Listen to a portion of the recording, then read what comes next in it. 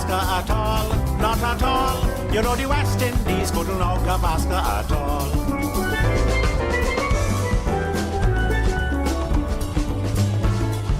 Venkataraghavan, Bedi in a turban, Vijay Jaishima, Jayantilal. They helped to win the series against the West Indies at Sabina Park and Queen's Park Oval.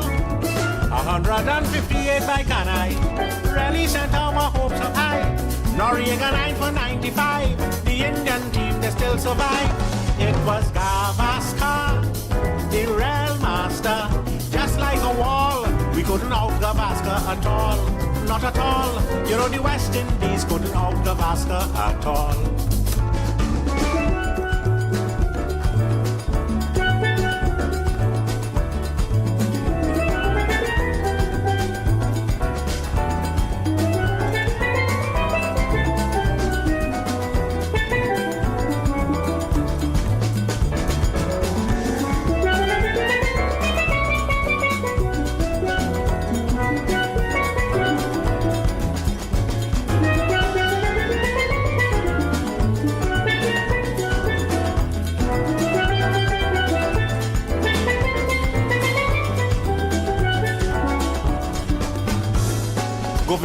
Janjurani, Solka Abidali, Dilip Sadesai and Vishwanath. They make West Indies bowlers look like second-raters when those fellows came out here to bat. West Indies tried holder and keep voice. They had no other choice. They even tried with Newton Dow, but a shot at the sorry they bring him now. It was Gavaskar, the real master, just like a wall. We couldn't know Gavaskar at all, not at all. You know the West Indies couldn't know Gavaskar at all.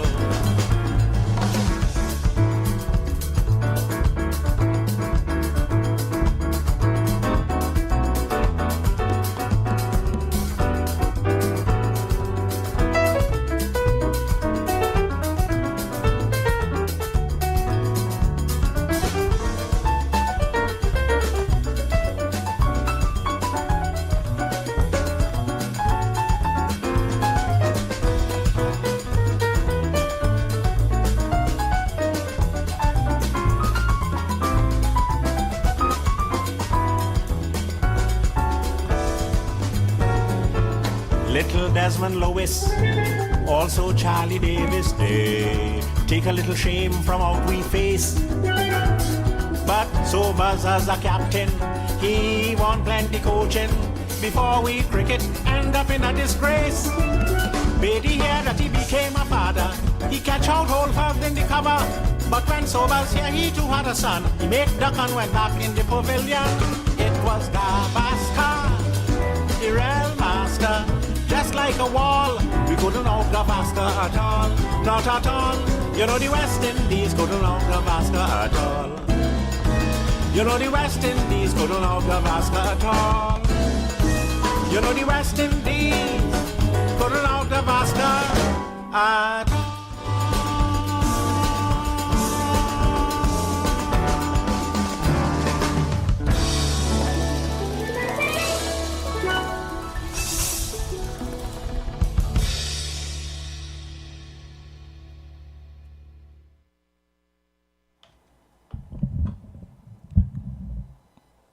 Good afternoon.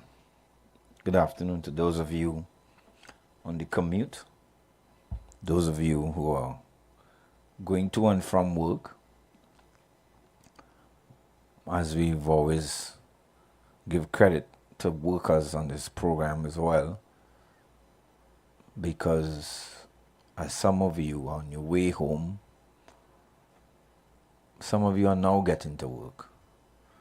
You do the evening to night or into morning shift. You are away from your families, you're away from your children. Good afternoon to you. Good afternoon to the esteemed members of the pavilion. Those of you who listen to us on your radio or through your phones, who stream live, you've decided to give us that ear to engage us for minutes or couple hours on topics relevant to society, to life, to health, to humanity. We are grateful for you. Whether you are a fan of the bowling side or a fan of the batting side, you are a fan of cricket. And it takes two teams or two sides for us to have a good match. We appreciate you. And we want to keep encouraging you to give your views. Tell us how you see things.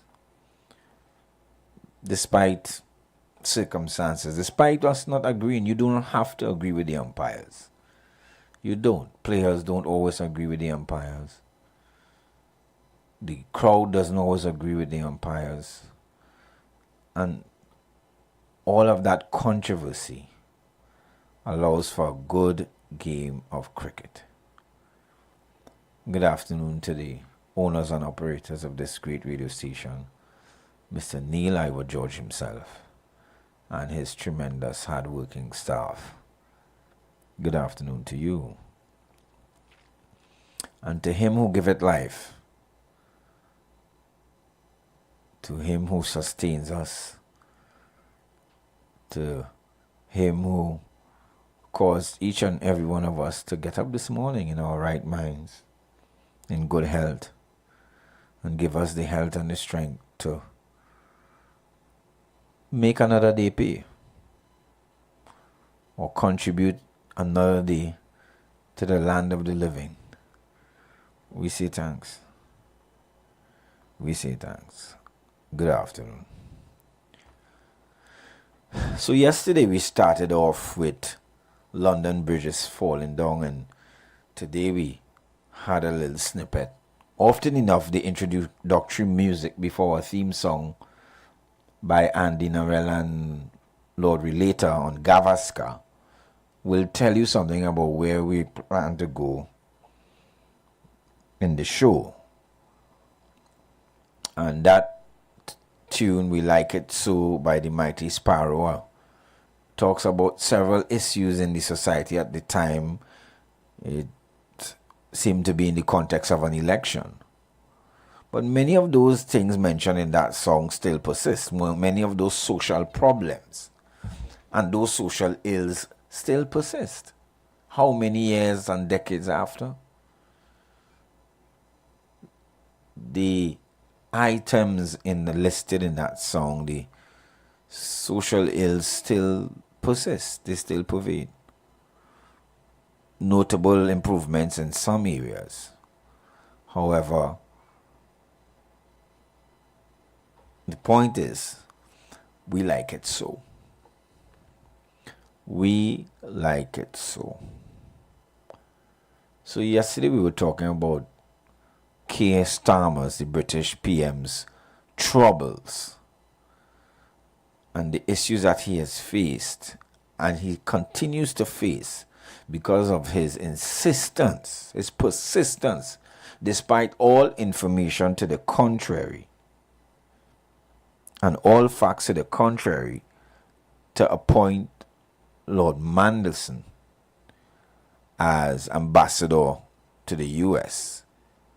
Despite being friends with Mr. Epstein, but despite a lot of things we have now learned in the vetting process. As a matter of fact, it seemed that they employed a don't ask, don't tell. But that decision has come back to haunt him. And the British public is relentless in pursuing questions about their leader's judgment and all the drawdown conclusions or assertions that they can make from questionable judgment in leadership. Questionable.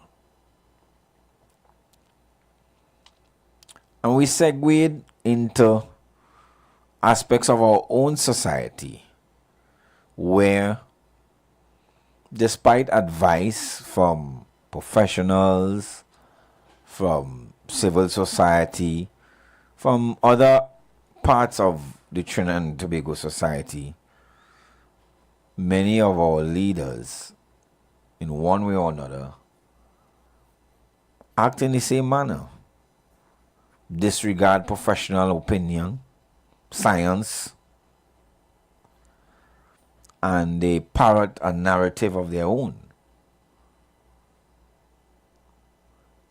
And often enough, that lands us into trouble.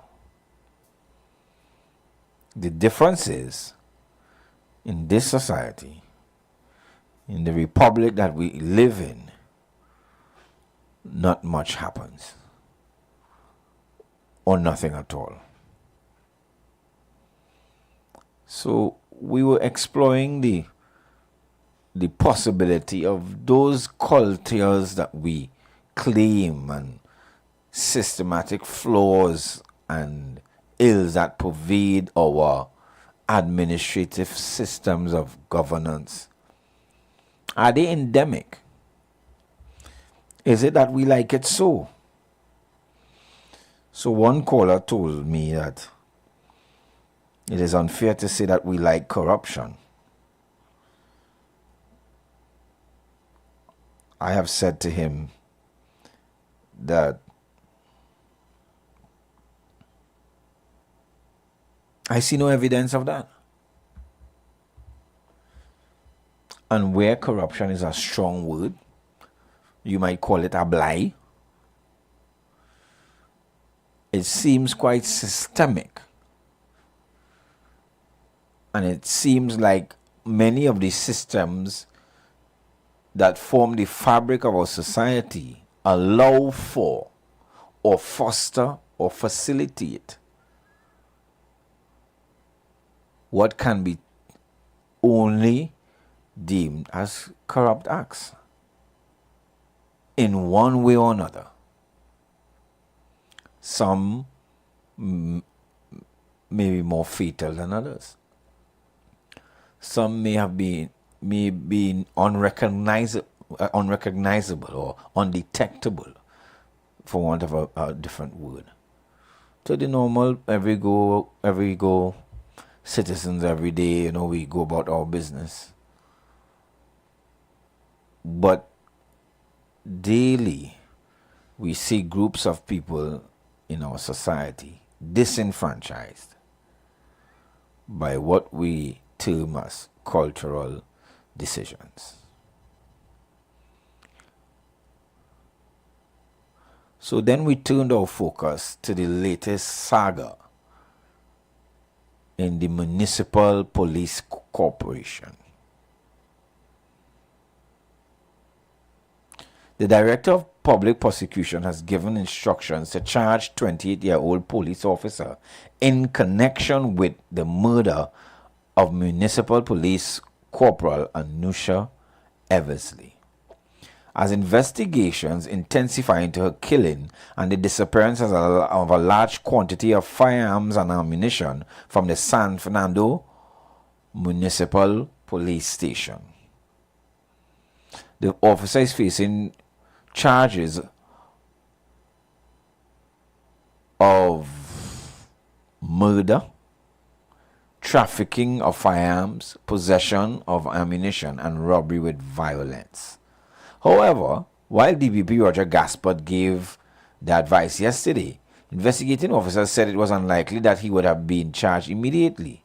This is because the officers uncovered additional information which must be verified before going forward with charges. Meanwhile, 5 officers attached to the Eversley station have now been suspended as police probe intensifies. Among the suspended are an acting superintendent who was in charge of the station at the time, 2 officers who were allegedly sleeping when the crimes occurred, and 2 female officers who were at another location. ACP Surendra Sagram Singh, head of the municipal police, has also been sent on leave during the probe.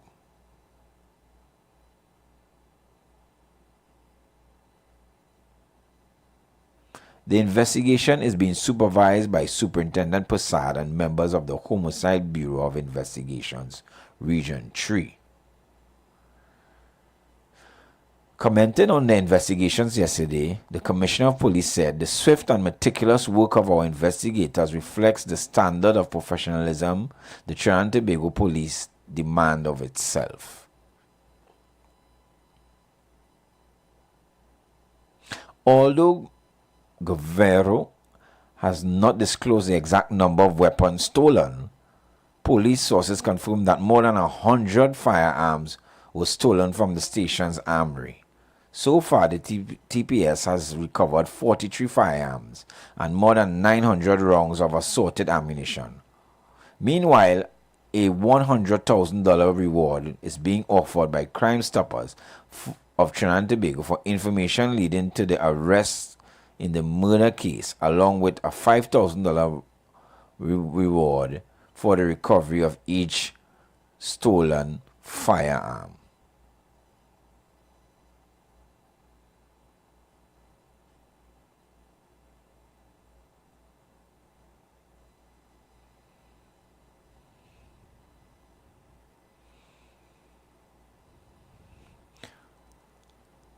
A resident recalled that on Sunday he was on the main road when he saw 6 police vehicles turn into the street. And that was when he realized something was happening. He said not long after that he saw the report on social media. Everybody was shocked in the neighborhood. While the police acted swiftly to recover some of the weapons, he said, it have the people feeling not safe because you don't know who is criminal. And if it's the police, you just don't know. Nothing that the incident has deepened the public lack of trust in the police, he said. The police hierarchy have to do better. ASP Maharaj is investigating. So that is one account. 5 more officers attached to the San Fernando Municipal Police Station have been placed on administrative leave as investigations intensify into the murder of their colleague and the theft of multiple firearms and rounds of ammunition. A senior officer told the Express that Superintendent of San Fernando Municipal Police Station and 4 constables on duty on the shift with Eversley was sent on immediate leave. Additionally, the contract superintendent of the San Fernando Municipal Police Station, his contract has not been renewed. His contract expired on April the 5th, and he was given verbal assurance that the contract would be renewed. However, after the incident, he was told otherwise. The Express was told that officers sent on leave are not necessarily suspects in the case, but may have had access or responsibility for areas central to the investigation. The developments come amid mounting pressure of the service to account for how such a breach has occurred, particularly involving weapons that could be used in further criminal activity.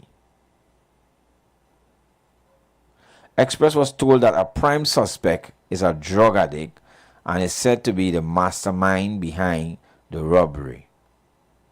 According to sources, a silver-colored vehicle was parked outside the station after Eversley was murdered, and the suspect signaled to 2 men in the vehicle to enter the station.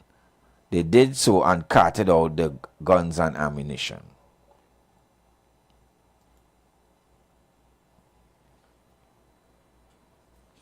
So as the days go by and we will be hearing more about what turned out to be a murder and robbery in a police station. two words that you will not associate with a police station of any kind. Two words that are not synonymous with policing. They're not synonymous with policing normally. But things are changing in Trinidad.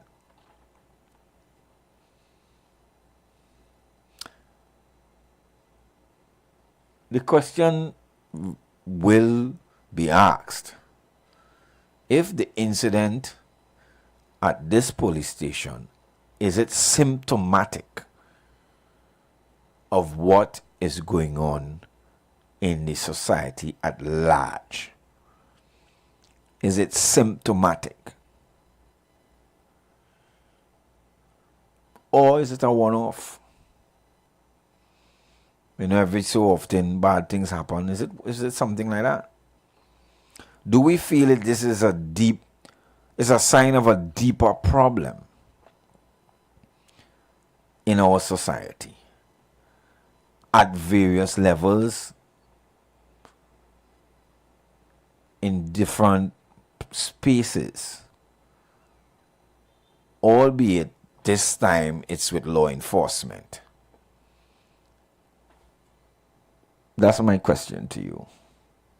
Is this incident symptomatic? Is it reflective, in your opinion, of deeper troubling issues in our society in 2026? Trinidad and Tobago. Or you feel this is a one-off? You know, we can't stop crime. We have that nonchalant way, very dismissive. And maybe some of you rightly see it so. God is a Trini, so this is not, this is, every so often you have bad things happening to people. The number to call is 3420081 4665391. Call me. 3420081 4665391. Is this symptomatic or is it isolated? Is it a symptom of a cancer, a social decay that is not only in the protective services, but can be found in other aspects of life in Trinidad in 2026? Or you have the opinion this is quite isolated? Normally things don't go like that. Normally we don't, steal police guns, and normally, everything is be good. You just have a few bad apples here and there, but normally we are good people. We are good people. We don't indulge. We are not into corruption. We are upright and upstanding people. For more or less. So this police station murder, robbery, just a couple of bad characters, bad people come up with this plan and decided to implement it.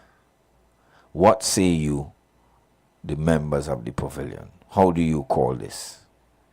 Is it symptomatic or is isolated? Call me. 3420081 4665391. So you're telling me, when you call me, if it's symptomatic, and you would explain in your own words, with your own analogies, with all your own parallels, with your own examples. Is this situation symptomatic? Because I argue that it is.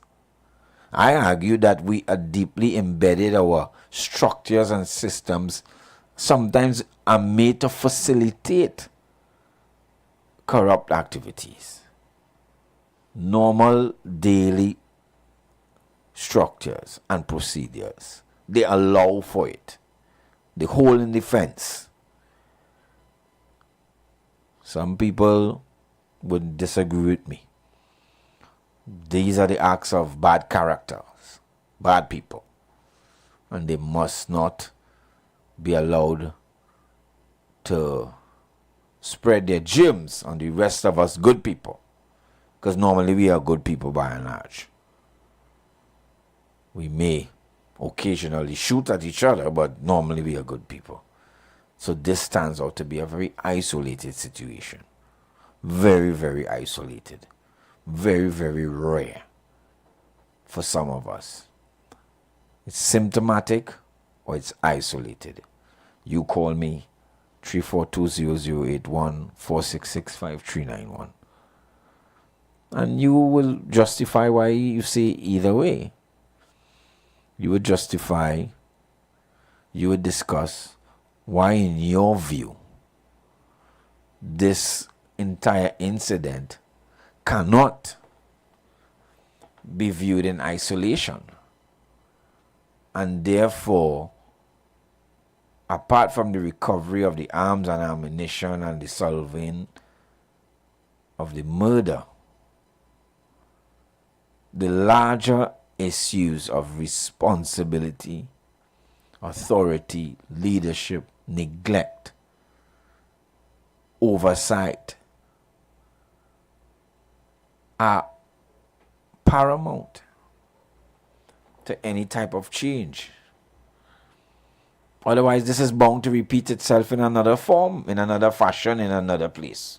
May not be the police, maybe a school, maybe a church, maybe home by you, maybe next door to you, maybe down the road. Call me 3420081. You call the Third Empire 4665 and you're telling me if in your view this particular situation, it is your view that this situation is symptomatic, or is it isolated? Isolated, in your humble opinion. Your own view. You need not agree with anyone. Please don't call and call about a caller. Share your own view. Leave people with their opinions and their ideas. You enunciate yours, pronouncing yours. Share yours. Share yours. Tell us, teach us. Inform us on why you have come to the conclusion that you've come to. Because you see, if we keep looking at instances like these as 7-day wonders, God knows they're going to repeat themselves in different forms, in different fashions. There seem to be some good emerging out of what is a very sad situation. I like how I have seen standards of investigation and swift action. Is it swift because it's in a police station?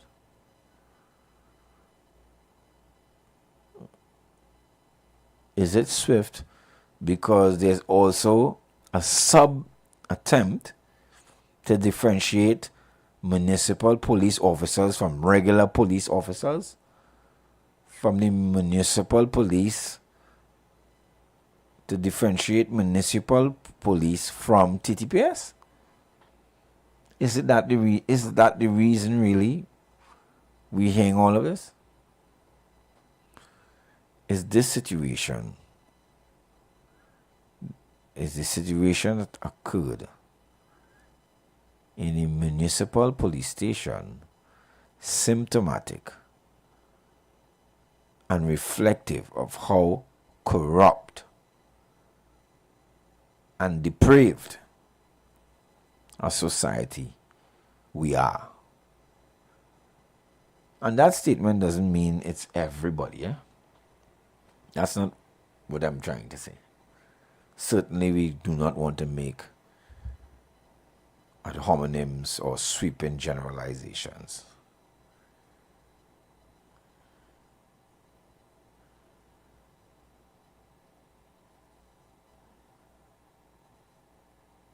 We don't want to do that.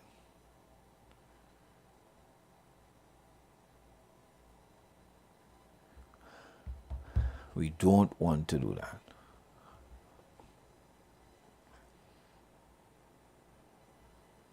But something tells us that these same issues pop up in different branches of law enforcement and different places of society all the time. Often enough. Just read the papers. We have it also in the criminal justice system. We hear about cases falling apart at sufficiency hearings. We hear about evidence going missing.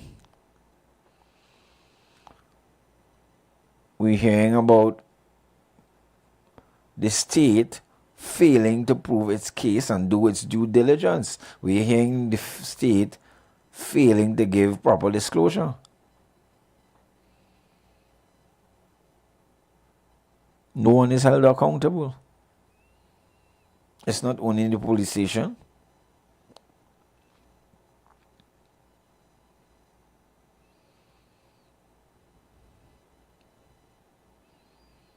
It is not only in the police station. But you call me. You tell me. Is this situation symptomatic of deeper questions in which we are afraid to confront? And I'm raising that issue because if we admit certain things, then we can remedy them. But for some people, things not that bad, you know. Not that bad. You're hotting up yourself for. Go on the avenue, everybody having a good time. Relax. If you had to dead, you were dead. Live your life. One life to live. Have fun. For some people, it's not really that bad.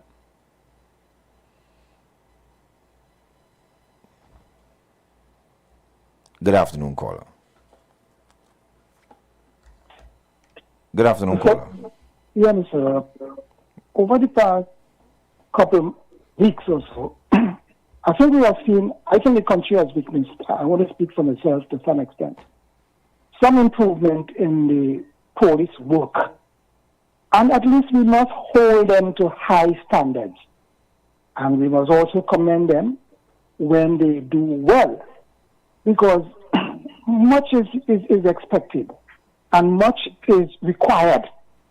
And we must continue to be the guardrails in terms of ensuring that the police do what they are in fact, positioned to do. So I see some optimism, but I mean much more needs to be done.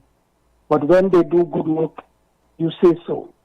And they may do good work with respect to investigations and the other aspects that they need to beef up on, because, as you rightly say, cases fall apart because of poor investigation, right? The way they go about investigation, the way they go about preparing the files to send to the DPP with respect to evidence and whatnot, witness statements and all these different things, the way they probably interrogate and all that.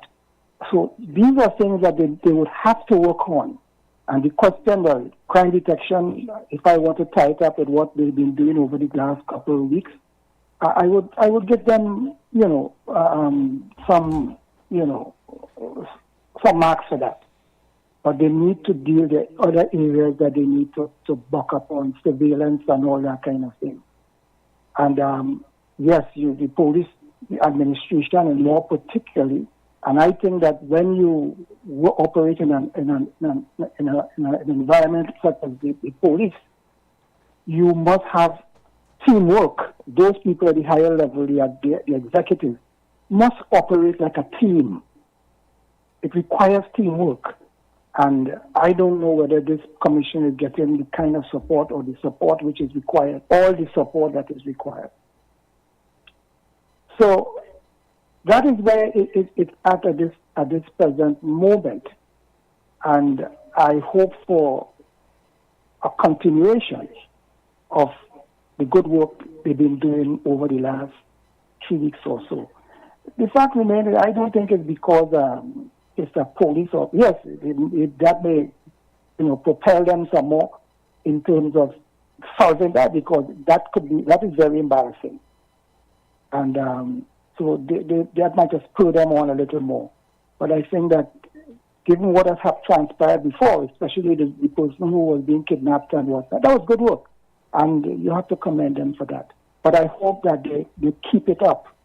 And I would want to see no political involvement in any police, because the police ought to remain independent, right? And whoever is the minister, whoever politician, must distance themselves from the operations of the police. That is critical. And I think in a landmark case or a leader case, Endel Thomas and the Attorney General, the PD Council did in fact mention or what I would say, looked at the whole question of the independence of the police and the police being insulated from political interference and all that kind of thing. And that must occur, because I saw some, probably the media trying to bring the politicians into the whole idea of suspension of the assistant commissioner of police and all that kind of thing. But all I could beg, probably the politicians, take away you have there's some measure of interaction, but in terms of the operations of the police, they ought to keep a mile away from that. And so we looked at the police with the question of discipline. The police must also seek to improve the discipline within the police service. And as I said, people who are in charge of the various divisions, like assistants to those seniors, they must do their work. They must do their work. They must, as I said, they are in the divisions and whatnot. They're responsible, and they must account for the activities taking place within the division and whatnot. They must ensure that things are done properly within the rules and regulations of the police and that kind of thing, that there's discipline there. The question of recruitment, they need to look at that. And they must, in fact, screen people properly, not this one son and that one daughter getting in the police force and all that kind of thing. Make sure that those people meet the relevant standards, and these people, police officers, must, in fact, people talk about this psychometric testing and all that kind of thing, lie detector tests and all that. These things must, especially in a country like Trinidad. Trinidad is not heaven, And we have to understand that. So I would want to see these things, and the question of corruption within the police service, they need to deal with that. That must be there. If you want to have an efficient and effective people taking bribes and kickbacks and all that kind of thing, you have to deal with that. Have to deal with that. And one thing I want to say before I cut off, if people the reason why probably you and I were able to avoid certain pitfalls and whatnot, is that people who were wrong us were telling us from time to time, and we listened as to where we were going wrong, and we tried to correct it. And that is why a lot of people today who are not involved in crime, people who have done well academically, in trades and all these different things, is because they listened to persons and they responded to persons who are around them and were telling them where they went wrong. And the police must take that. That's the only how they're going to improve. If people want to tell you, wait, the police, police could do this, police could do that, you have to set standards and ensure that standards are kept. And as an individual, you have to do self-evaluation. And then, where I went wrong, what I could have done differently. If you're going to school and you want this most successful student, do that. Because they evaluate. When they get the report, they say, well, look, listen, I didn't do too well, but what did I do wrong? Probably I speak too late. Probably I'm not working hard enough. Probably I'm not listening. Probably I party too much or whatever it is, and you make the necessary. And the police, like other institutions, must do the same thing. Doctors do it. Lawyers do it. Accountants do it. Everybody those people they do it. They do self-evaluation. They question where they're going right and where they're going wrong, and then take the necessary steps to improve. And we as the people, we have to be checks and balance on the police and other institutions, the public service. We have to be checks and balance on politicians, more especially. And we can't avoid that responsibility. And as you said yesterday, and Mr. Sevan been saying, and I put it in the context of we the people, we have to ensure that things are done properly. I want just, when you come, I don't want to take too much of your time, but I just want to speak about this situation about crime, and when we spoke about crime as a what do you call it? Crime as a right. Well, peace and all that. Hold that point because we're going to the break in 10 seconds. When we join back, call me back, right? We're going to come back after the hour.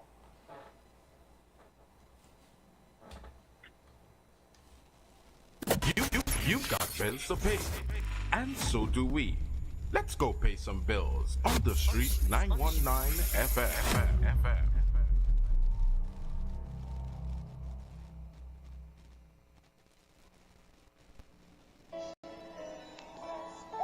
Peace of God be multiplied unto you in the precious name of our Lord and Savior Jesus Christ.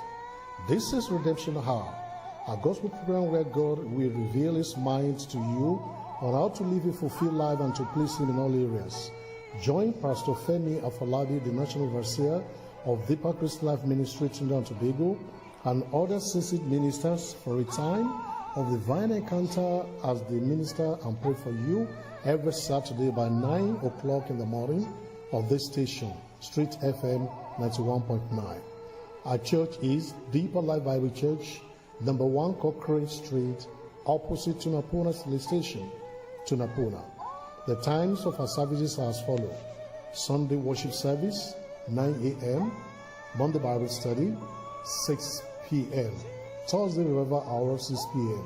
The redemption hour is a life-changing moment you cannot afford to miss. For special prayer or counseling, contact Pastor Femi Afolabi on 778-9933. God bless you as you listen to this program. Jesus is Lord.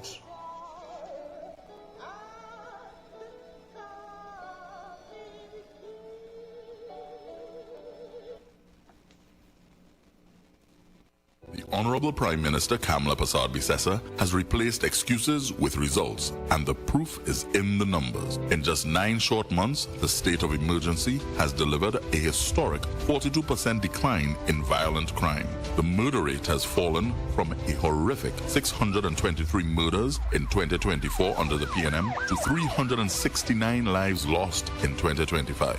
We are taking a holistic approach to crime with stronger border security, intelligence-based policing, and a police presence in schools. Things are changing, commitments are being fulfilled, and brighter days are ahead. This Saturday, we report to you on the progress we have made and the way forward. Join us at the Couva South Hall car park. Registration of delegates begins at 1 p.m. 37 years strong, working for you, delivering for our nation.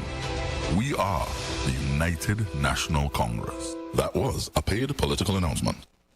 On April 25th, gather around Team UNC for speeches on the state of the nation, including Prime Minister KPB 2.0. The people of our country can be assured that assets that belong to them are now being managed in a manner to bring the greatest returns to our country and our citizens. 37 years a party, 1 year in government. Congress 26 from the Couva South Hall car park, Saturday, April 25th at 2 p.m.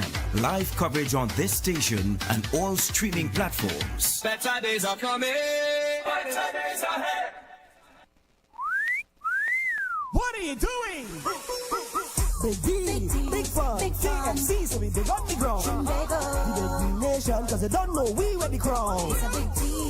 Say what you want, KFC, so we lead in front. We are big nation, TNT and KFC, one motion. Come to KFC, let we hold our vibe, and let we join together, because KFC is life. It's a big deal. Say what you want, KFC, so we lead in front. We are big nation, TNT and KFC, one motion. Big deal. Blessings in the wonderful name of our Lord and Savior Jesus Christ. You are invited to listen to the Final Hour broadcast heard every Monday from 11 p.m. to 5 a.m. in the morning on the Street 919 FM. Hear my mom, Pastor Helen Garcia, and myself, Pastor Valentine Garcia Jr., preach the Word of God to the elderly, youth, and children. We can be contacted at 629-0113 or 623-8444. The church is located at 26 Prince Street in Port of Spain. We look forward to you joining us. God bless you. As my life I lay it on the altar, as my life. TechFlex TT Limited, the #1 computer store in Trinidad and Tobago, has all your tech needs. We have the latest computers, powerful MacBooks, and affordable Chromebooks for school and work, providing new and refurbished options to suit everyone's budget. Also, we carry a variety of printer options and ink solutions for your home and office needs. Need repairs done? Our experienced technicians can solve your tech problems. Visit us now at any of our 2 locations, Wilson Road, Scarborough, next to Royal Castle, or Penco Street, Montrose, Chagonas. Call 235-4919 for more info. TechFlex TT Limited. Affordable tech. Exceptional service. Wrap up your Thursday the right way. Twister Thursdays. 2 twisters for just $54.95. Loaded, saucy, finger licking good. 1 bite and you know it must be KFC. Order now. Follow KFC Trinidad and Tobago WhatsApp channel for all the deals. It's a whole lot of flavor wrapped up in a twist. Some of them try to rap, but they don't rap like this. With crispy KFC tenders and lettuce and carrots and shredded tortilla embedded, perfect wherever you headed. Dripping with that creamy mayo and that mambo sauce. Let me tell them one more time to get my point across. It's a craveable, crunchable, movable, functional, flavorful meal that your taste buds must endorse. KFC, crunch twist, crunch twist. None of them, they don't make it like this. Introducing KFC's Crunch Twist, a flavorful wrap with a delicious difference for just $29.95. KFC, it's finger licking good. Share the live. Share the live. The Street 919 FM on Facebook and Instagram. Share the live. Iowa George on Instagram. Share the live. Iowa TV and Street TV on YouTube. Share the live. The Street 919 FM.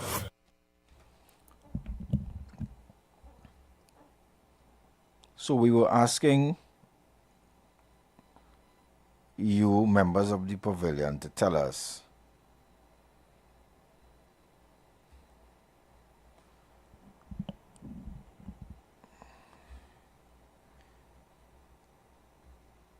if you believed that that particular situation in the police station is symptomatic of a deep subculture of corruption in Trinidad and Tobago, or, in your view, it's just an isolated situation. Things happen, run-of-the-mill things happen, and therefore no need to make such a hullabaloo about it, because it doesn't reflect, it is not reflective of the society in which we live. They're just isolated situations, like crime happens sporadically, over a period throughout the country. Nothing much to do, no alarm bells. What do you think about that? The number to call is 342-0081, 4665-391. And I was making the point that it is... Okay, we have a caller. Good afternoon, caller. Yeah, Mr. Olaf, I don't want to, as you say, segue from what you're talking there. But I looked at it, I just want to include something that I observed and probably I heard about one of our CARICOM brothers or sisters, as it were. And the crime, apparently, not just in Trinidad, it has become endemic, but it I mentioned it some time ago where Barbados been faced with serious crime issues, home invasion, gangs, and all these guns and all these different things. And today I turn to Voice of Barbados, and there's serious concerns about crime, and they're speaking in terms of they're seeking to review the criminal justice system as one of the measures in terms of dealing with that serious crime issue that they have today. I think at 6 o'clock this afternoon, there would be a national gathering to, prayers to probably ask God to help them resolve the problems that they now face with. So I'm saying that I remember when people were saying about crime as not a regional issue. It is in fact, and the evidence is very much there. And Barbados is feeling it right now. I mean, it's not just Trinidad, but it seems to have taken hold in Barbados. And I heard somebody spoke about solution to crime and all this sort of thing. I remember last year there was some symposium or conference with respect to crime dealing with crime as a mental health emergency. And I don't know if Mayor Motley may have a copy of the report and probably measures that ought to be taken in terms of solving that problem in Barbados. But I was not optimistic with respect to that symposium, as that I saw it as a talk shop, an opportunity for people to meet, sit, chat, and fat. And that is what happened down there. And crime has to be treated seriously. We have to deal with crime seriously in any country. You need to deal with that. And I think it's a wake-up call for not just Trinidad and Barbados. Jamaica has had its share. Guyana also. Most Caribbean countries would have been faced with similar situation or circumstances. But the question is, how are we going to overcome the crisis? In Trinidad, I think everybody knows what the issues are, where the shortcomings are, and we have to move to. And so, therefore, I don't want to repeat too repetitive. We know that you have to deal with the judiciary, the judicial system. We know you have to deal with the police. You need to deal with the question of dealing with the young people in terms of education. Again, you have to deal with employment and that kind of thing. So there's a number of issues, but I think they're clearly defined, and it's just for us to develop the will to deal with those issues in order to resolve the crisis that we are now faced with. Anyhow, thanks again. Thank you, caller. And as I'm saying, is the situation in the police station. We heard about the killing of the officer. We heard about the stealing of the guns. Do you feel that's an isolated situation? Do you feel that it's just a one-off? You know, ever so often from time to time in the run-of-mill things in life, bad things happen. But some of us believe that it's not really one-off. It's systematic, it's endemic. And these things will manifest itself in different ways from time to time. They will manifest themselves in different ways from time to time. I was during the break and I was just tabulating here, looking at the transparency index, the World Transparency Index, where 0 is highly corrupt and 100 is clean, and we are 41. That's our score, 2025. You can Google it. And in our rank, relative to other countries. We are 81 of 182. I want to know what you think this afternoon. Give me a call. 342-081-466-5391. Do you believe that, again, these situations are isolated? There's crime everywhere. Crime is a global phenomenon. And you just see it as part of life, as part of the course, as part of society. There will always be crime because there's poverty and all the other sociological explanations for such. Or is it, in your view, just another symptom of a moral decay in our society? Something that we may be not trying to face.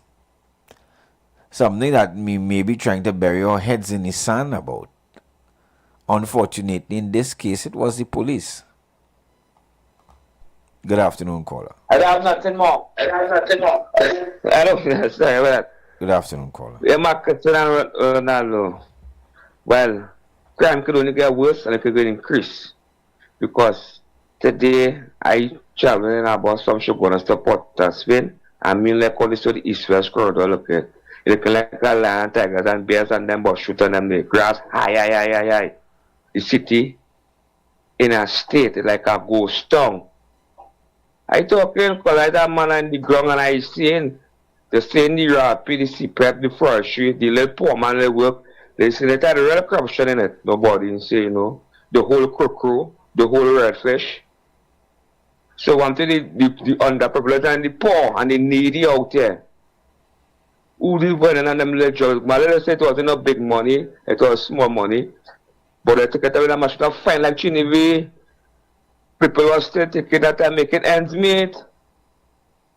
Because they're celebrating the 1 year anniversary. And people crying out, they're saying they're applying people for work left, right, and center. They're hiring who they want to hire. They're giving jobs who they want to give jobs. And people in getting pay.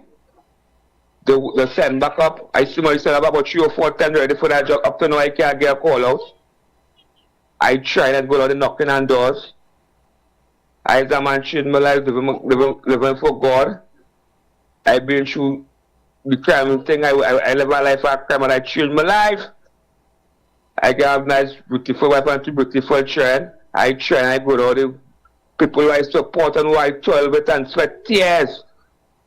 Yeah, how can I bash? But I have one breaking tongue looking like a clown, all kind of things like I was.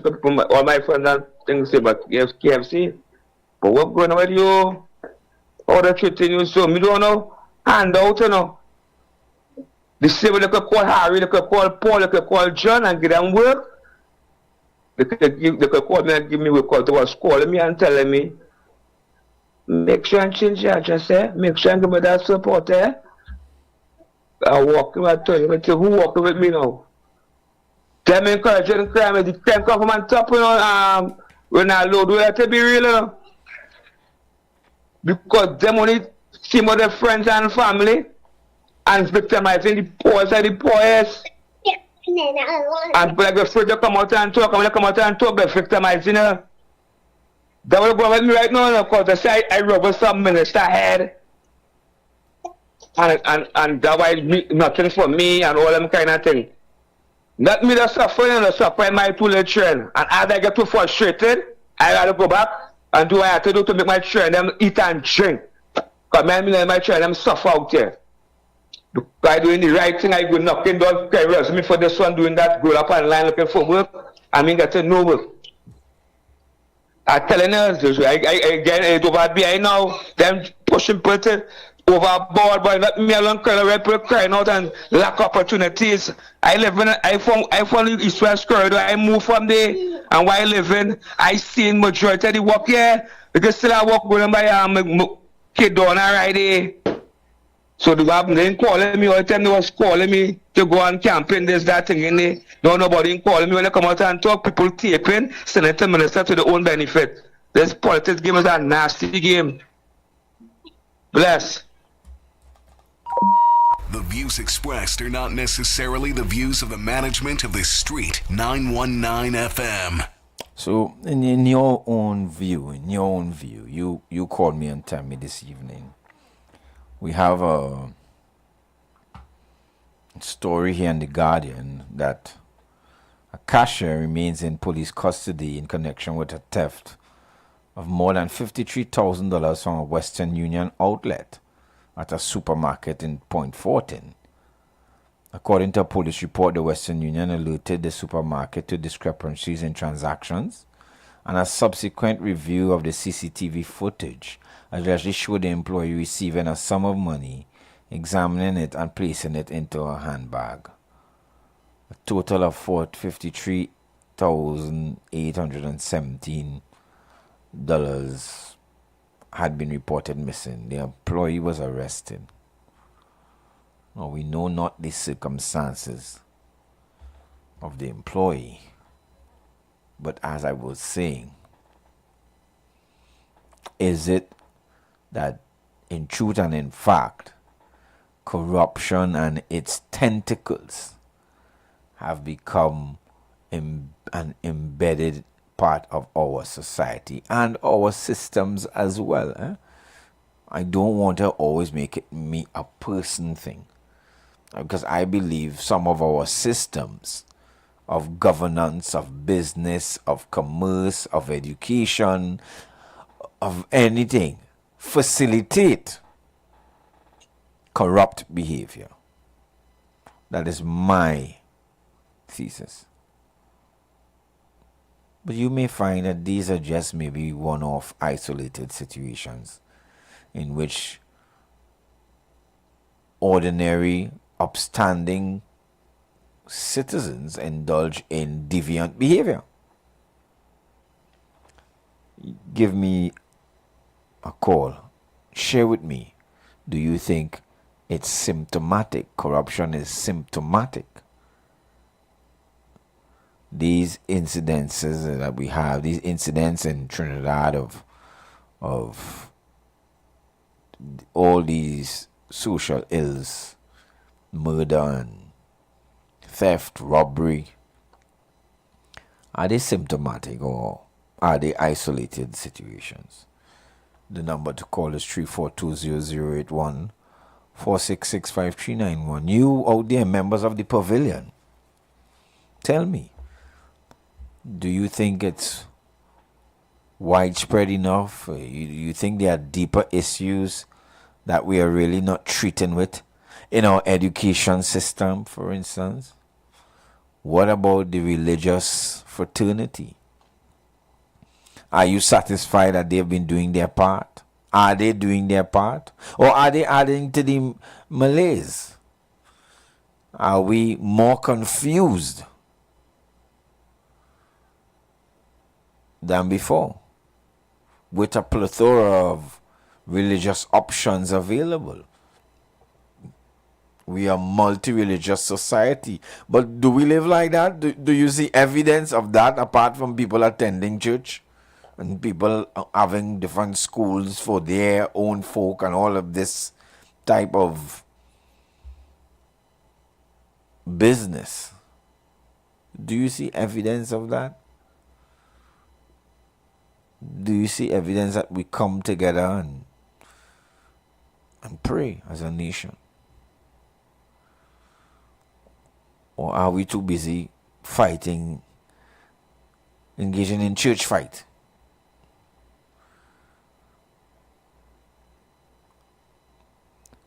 Are the issues surrounding the murder and theft in the San Fernando Municipal Police Station symptomatic of a deeper cancer that is spreading, that we're not willing to deal with, we are not willing to treat with, we're not willing to admit? Shh, don't say that. Don't bad talk your country. Corruption is everywhere. Where's your problem? Violence and crime is everywhere. What's so special about Trinidad? Do you see it that way?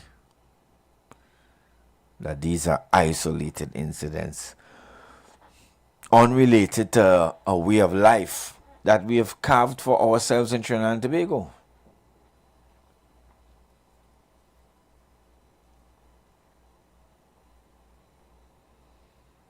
Or are these incidents symptomatic of deeper social, economic issues?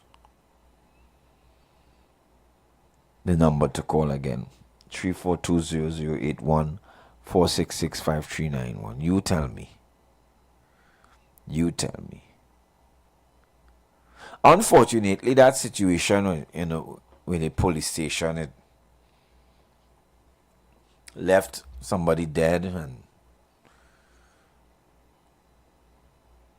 guns missing, a young man arrested, people being sent on leave.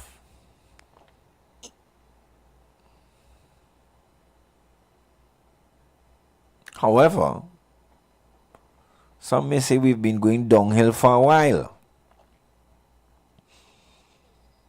We also had the shooting in Mova. And then we've had a businesswoman found hanging.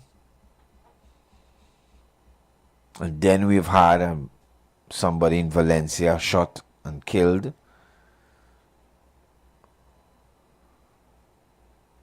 Before, we had the killing in St. James, up on Dundonald Hill. And the list goes on and on and on.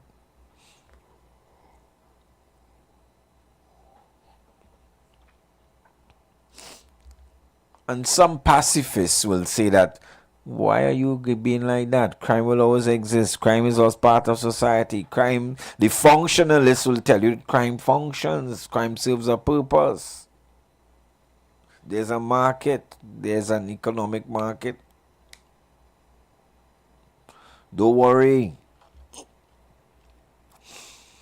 Just a little group of us. Most of us not like that. Everybody else is upstanding, forthright, tried. Don't worry with them one-off crazy people. Trini's not like that.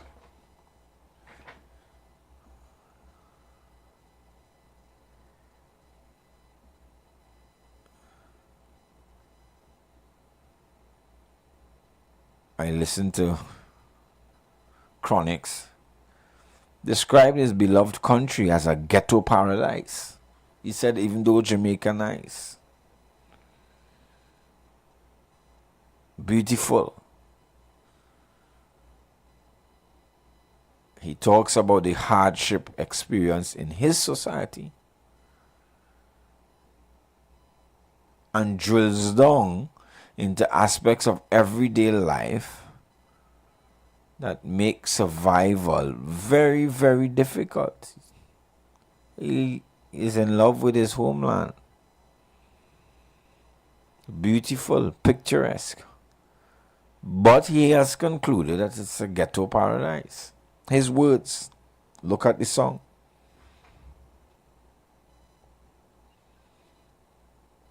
For many, this type of an analysis and self-reflection would seem unpatriotic. Don't say that. You're always bad talking the country. Remember when we didn't have lights? We have lights now.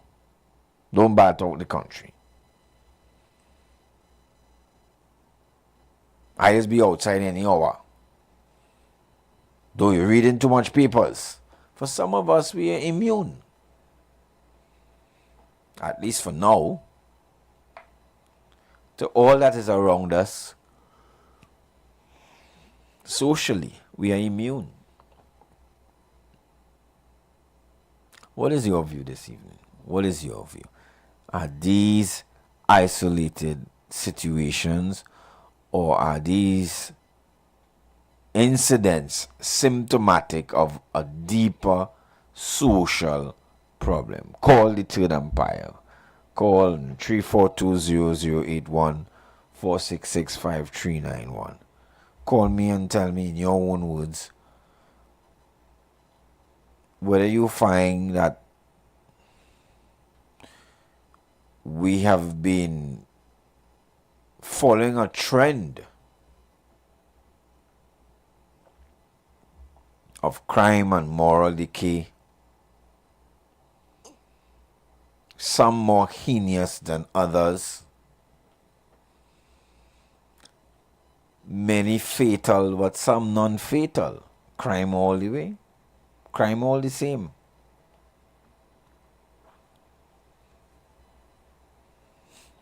The number to call 3420081. Members of the Pavilion 46653991.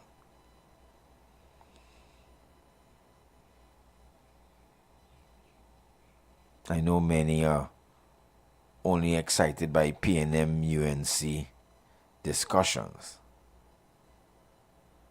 We're not talking about that today. We're talking about Trinidad. The plural nation of Trinidad. That's what we're talking about today, Trinidad and Tobago. Is this a corrupt, cancerous place? And we're not saying we can't be helped, and we're not saying we can't improve. We're not being fatalistic. We're not being pessimistic. We're not being negative in our outlook. We are asking ourselves, we're doing some self-reflection.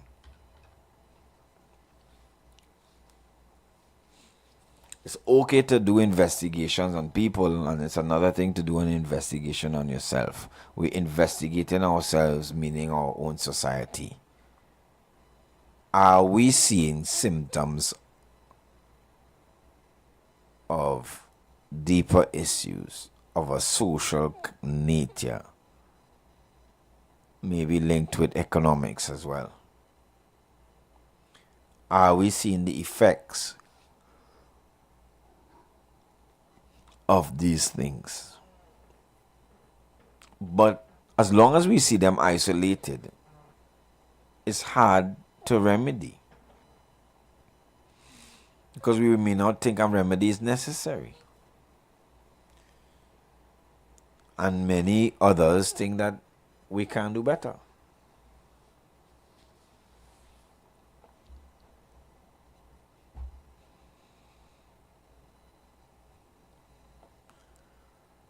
Give me a call. 3420081 46653991 as I open up the lines and I ask you,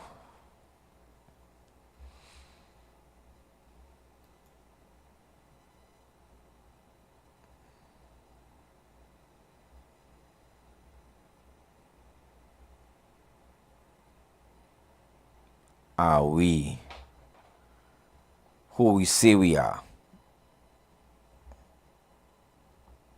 Good afternoon, caller. Hey, good afternoon to them, player. Blessings to you, man. You're by yourself today? Yes, for the hour. Yes, man. Could I divert a little bit to the umpire? Go ahead. All right. What I want to touch on very short this evening is concerning the borough data in Point 14 tomorrow. They're supposed to have the military parade. Military parade tomorrow, please God. And up until this time, to the umpire, not 1 cent from the government towards this. Military, who we are depending on now to fight crime. In this crime-ridden country presently, we have our military on the streets tomorrow, please God, and not 1 cent from the government is spent on this event. We have the MP for Point 14 who came out and told us that there will not be a problem. He is in government and he will make sure that the government put forth some kind of sponsorship towards this event.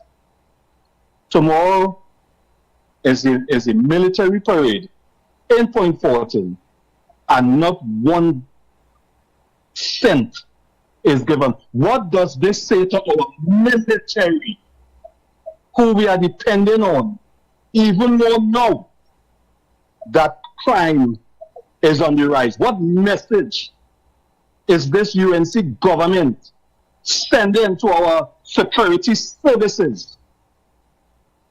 I don't understand it, period. And for the MP, boy, I don't even know if you should trigger face tomorrow, because they promised the people of Point 14 that you would have gone to the government, the finance minister, and get money towards it. The reason why this military parade is taking place tomorrow, Third Empire, small businesses have come together and put some money towards it. And this is why we are here. People who care about this parade and about the country of Trinidad and Tobago have come forward in their small way and contributed to this. So as I go to the Empire, I am saying this is not a good sight from the UNC government towards our military, who we are depending on now, even more, where crime is concerned. It sends a bad message. Thank you. Caller, don't go, caller. I indulge you so that you could answer my question. So I want to know, is it your opinion? You have seen, well, we've discussed at length what happened in the police station and other types of incidents.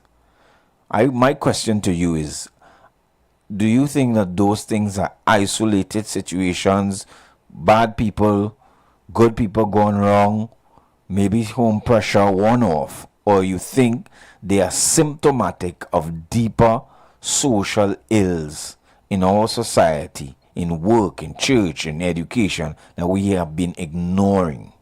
We've been building buildings and putting up fancy stuff, but the social fabric of our society, you could see it when you see the heinous crimes and the types of murders or the types of robberies. Do you think it's cancerous, or you feel it's just maybe isolated situations? That's my question to you. Well, to be honest with you, Third Empire, I can share this one story with you. Go ahead. I have a family member who have joined the police service some years ago. And on their first patrol with the senior officers, a door was kicked down of a home, and money was taken by the police officers, even jewelry. And they went ahead and told the individual, go ahead and take that small thing, take, go fight now, go ahead and take. But thank God the person didn't take any of the item. And not long after that, they came out of the service, because they said that they never believed that the service was about that. They never believed that that was entailed in the service, and they came out of the police service. So, what I answer your question to the Empire, in some ways, it could be cancerous, because while my friend did not take, a new police officer, another person could have taken, and that would have been like a spread taking place there. I think there are some people who are meant to be good, but the influence around them is very strong, very, very strong. And in them not taking part in certain, how to put it, certain things with the road police, they are seen as stupid and foolish. Right? I have two friends also who have came out of recently of the police service. The time didn't reach for retirement. but they cannot take the rogue element, because the rogue element are trying to influence them to do wrong, and they are trying to keep their sanity.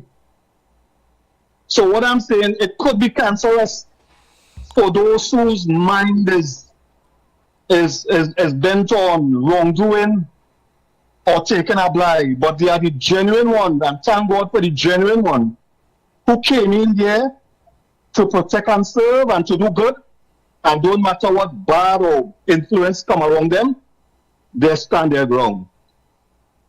That is how I see it, Third Empire. So, thank you. in evening churches, Yes. we have some.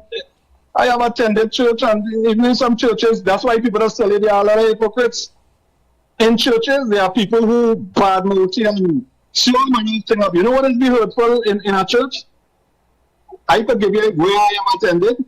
People smile and laugh at you, they laugh at you, brother, this and sister that. But they bad talk your boy behind your back, and these said people on the restaurant preaching. You see them on the restaurant preaching about love and unity and all these kind of things. But off the pulpit, they're totally different.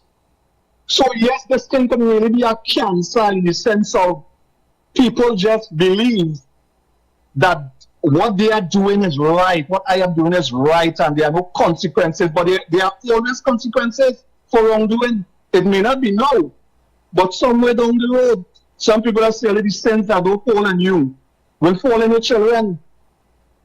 So I don't think that answers your question. I appreciate it. You answered it perfectly. Yeah. And thank you. Okay, have a good evening, sir. Yes, sir. Good afternoon, caller. Yes, good afternoon. I was hearing what the gentleman was saying.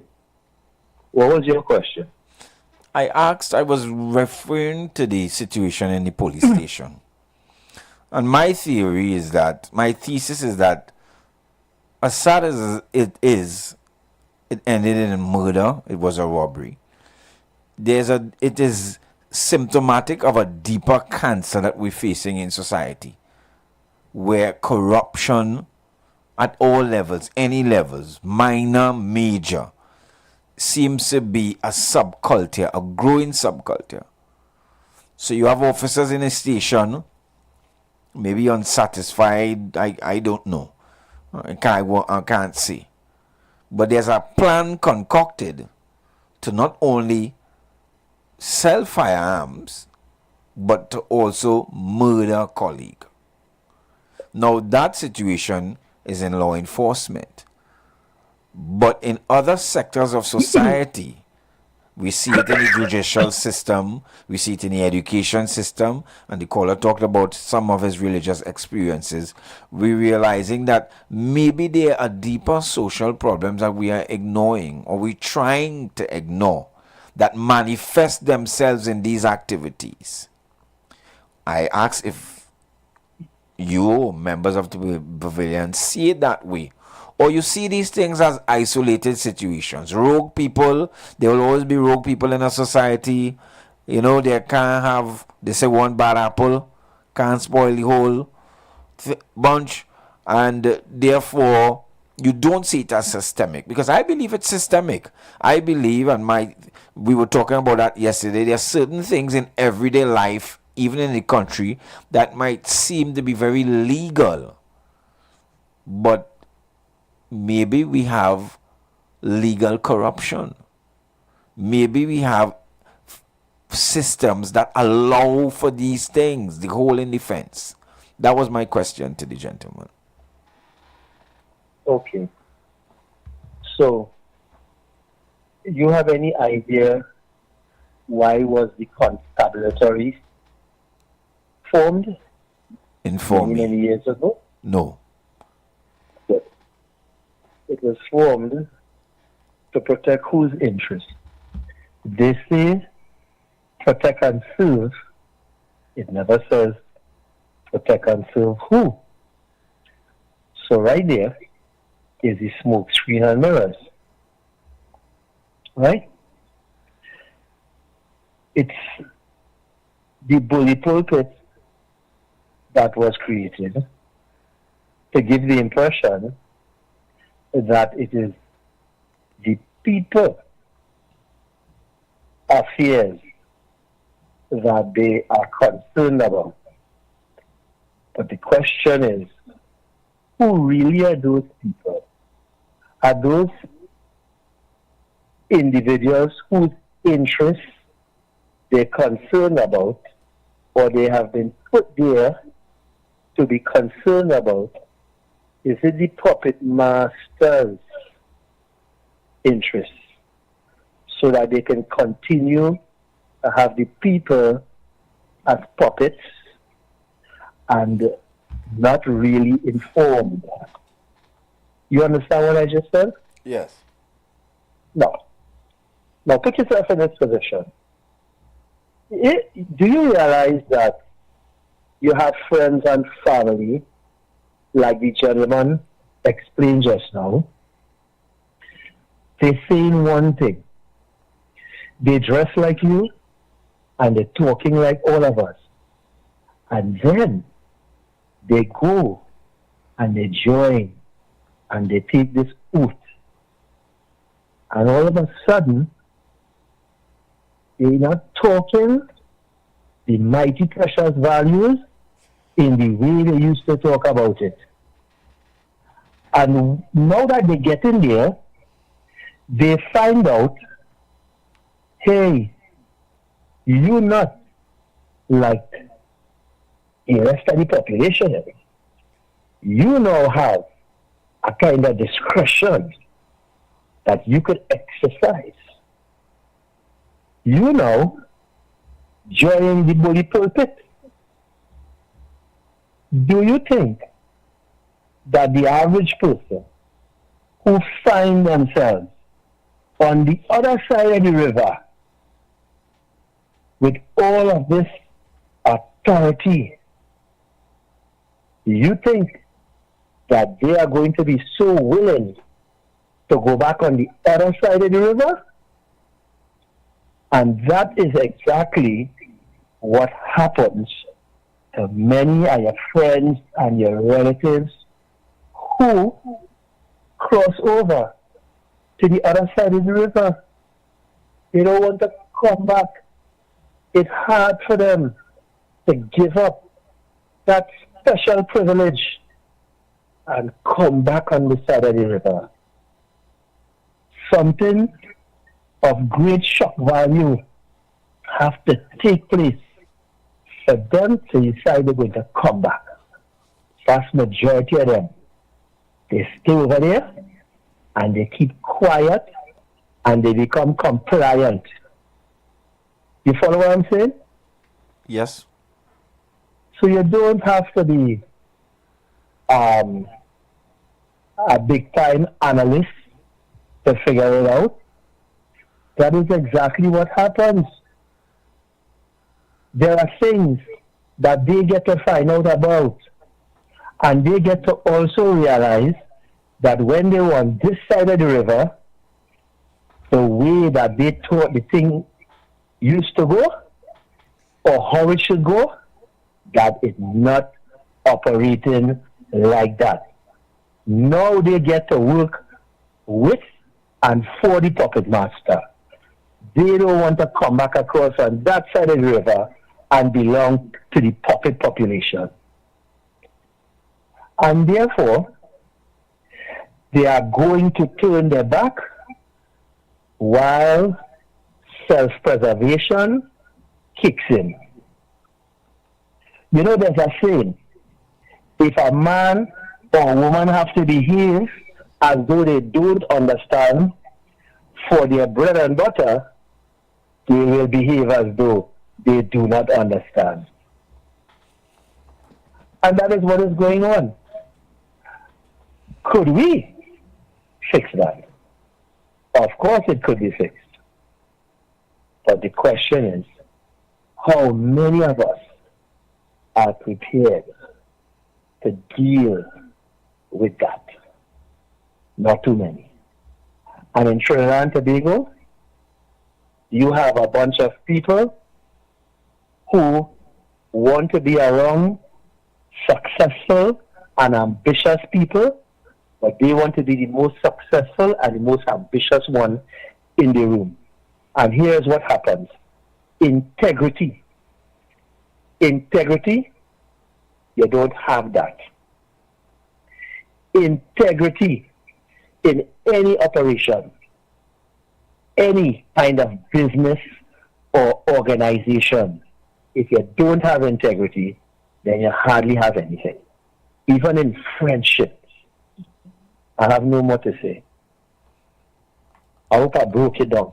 Thank you, caller. I understand your analogies. Thank you.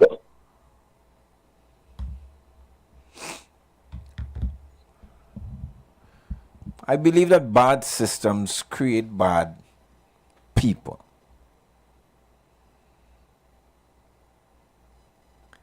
You may have bad people, sometimes even emerging out of good systems. That's a possibility, because not everyone will receive in the same way. But I still believe that's in the minority. But definitely in a bad system, a system that allows for nefarious activities, a system that allows for a degree of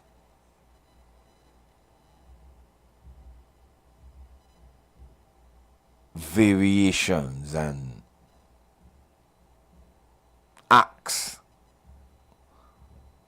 concealed or even known to one's advantage or for one's own benefit. That becomes part of our subculture. Is bound to explode. And unfortunately, those acts of corruptions may often end in someone's death. Very often. The number to call 342-0081-466-539. No, we've heard about people entering law enforcement and changing. Isn't that they change? Meaning they adapt. We've heard the adage Senior Matheson was talking about, the ex-police officer who said to him that an honest officer is an endangered species. So we're going there with that for the discussion now. Is it that you feel it is difficult to almost impossible to be totally honest or live that type of life within the protective services? Do you feel that the systems, the trappings, the way they operate, the way they manage, the way they carry out their duties, the duties they are given, do you feel there's a lot of internal pressure toward the negative when it comes to law enforcement? Or do you feel it is the person? It has nothing to do with the job. They was bad before, they're going there, they're bad, they're still bad. Bad before, bad after, bad person. Just a bad person. And we're using bad quote unquote. Or do you feel, again, as I was saying before, it's a different question but along the same line.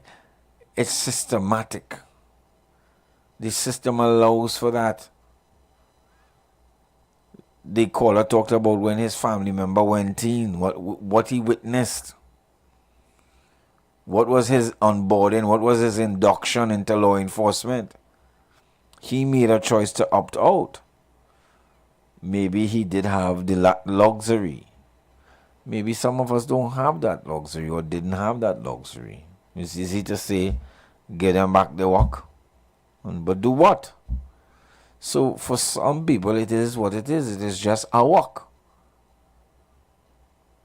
And Therefore, those moral questions and those moral complexities are very, very, very difficult. Those corridors are very difficult to navigate because we really just sign up for a walk. We really just sign up for a walk, and maybe they themselves fear reprisals and pressure from their own. Have you ever studied that they too feel, just like the gentleman asserted to Senior Madison, that they are endangered species? They didn't sign up for this, but the reality of the job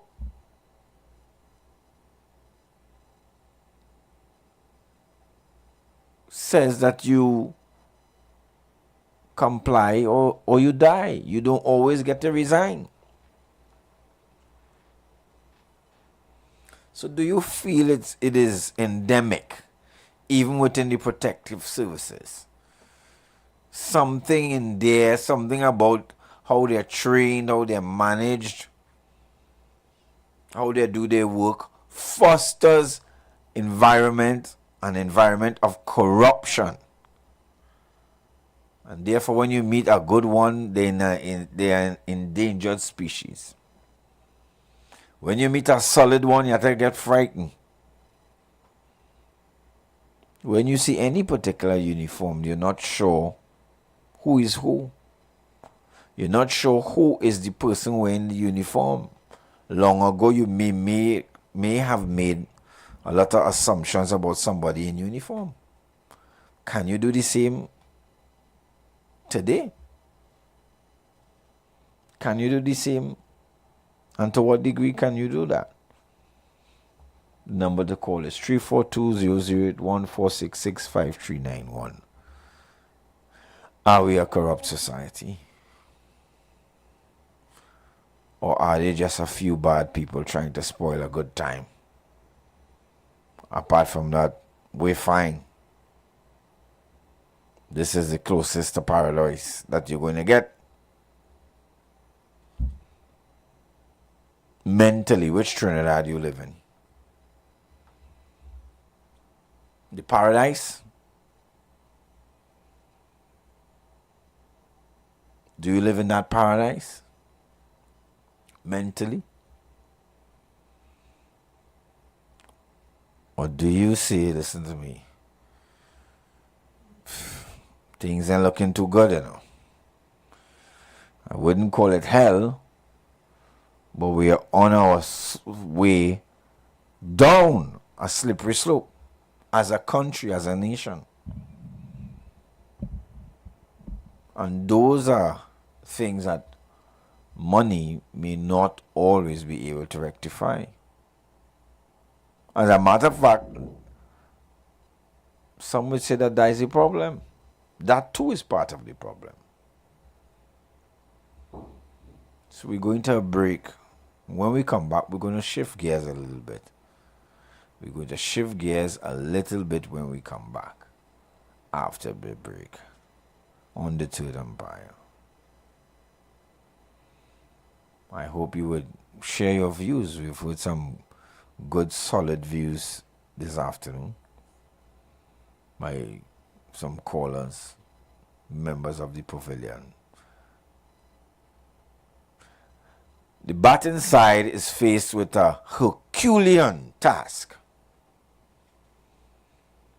of abating runaway levels of crime. And they have boasted about reducing it to a certain extent. And that must be acknowledged for what it is. I have no problem in admitting that.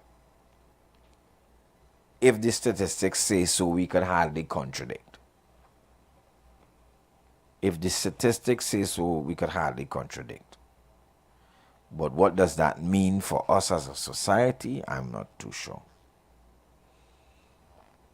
So they have said to us, serious murders are down. And it's keyboard pretenders that are creating this hysteria about crime. But then came the shooting in Mova and the killing in the police station and the killing in Valencia.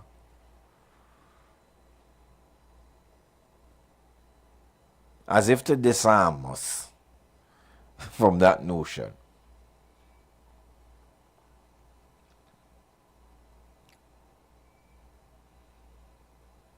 Is this a fool's paradise? Have we been putting our heads in the sand? I see on the papers here a Trinidadian man extradited to the US, being led by security officers.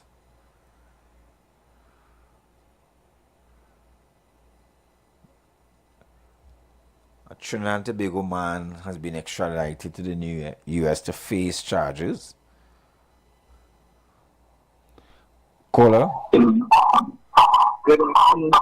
Caller, we're going to a break in 10 seconds, so call me back right after the break, okay? Sure. All right. So join us here on the Third Empire right after the break. Stay locked. You've got bills to pay, and so do we. Let's go pay some bills on the street 919 FM.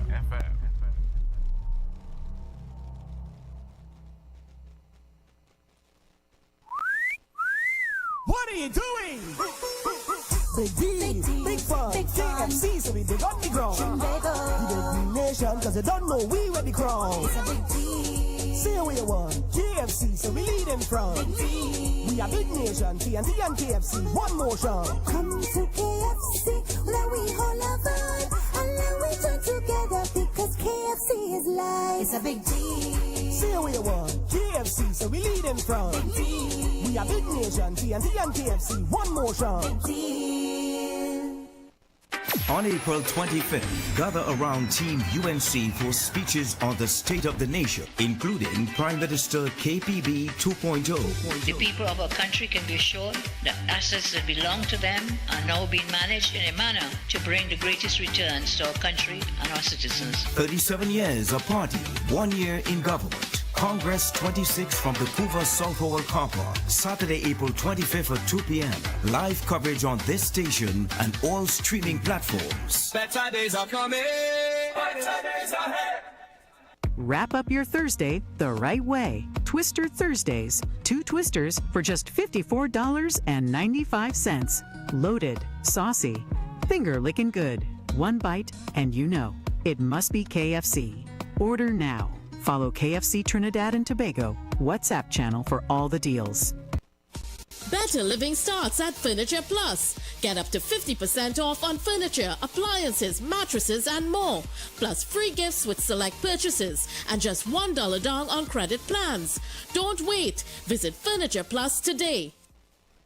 In just 1 week, our Prime Minister, Kamala Persad-Bissessar, met with the President of the United States, while Minister Sean Sobers met with King Charles of the United Kingdom.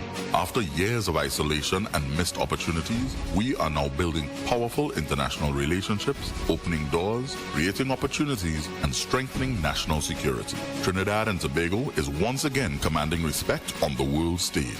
This is global leadership delivering real benefits at home, because strong diplomacy means stronger security for our nation.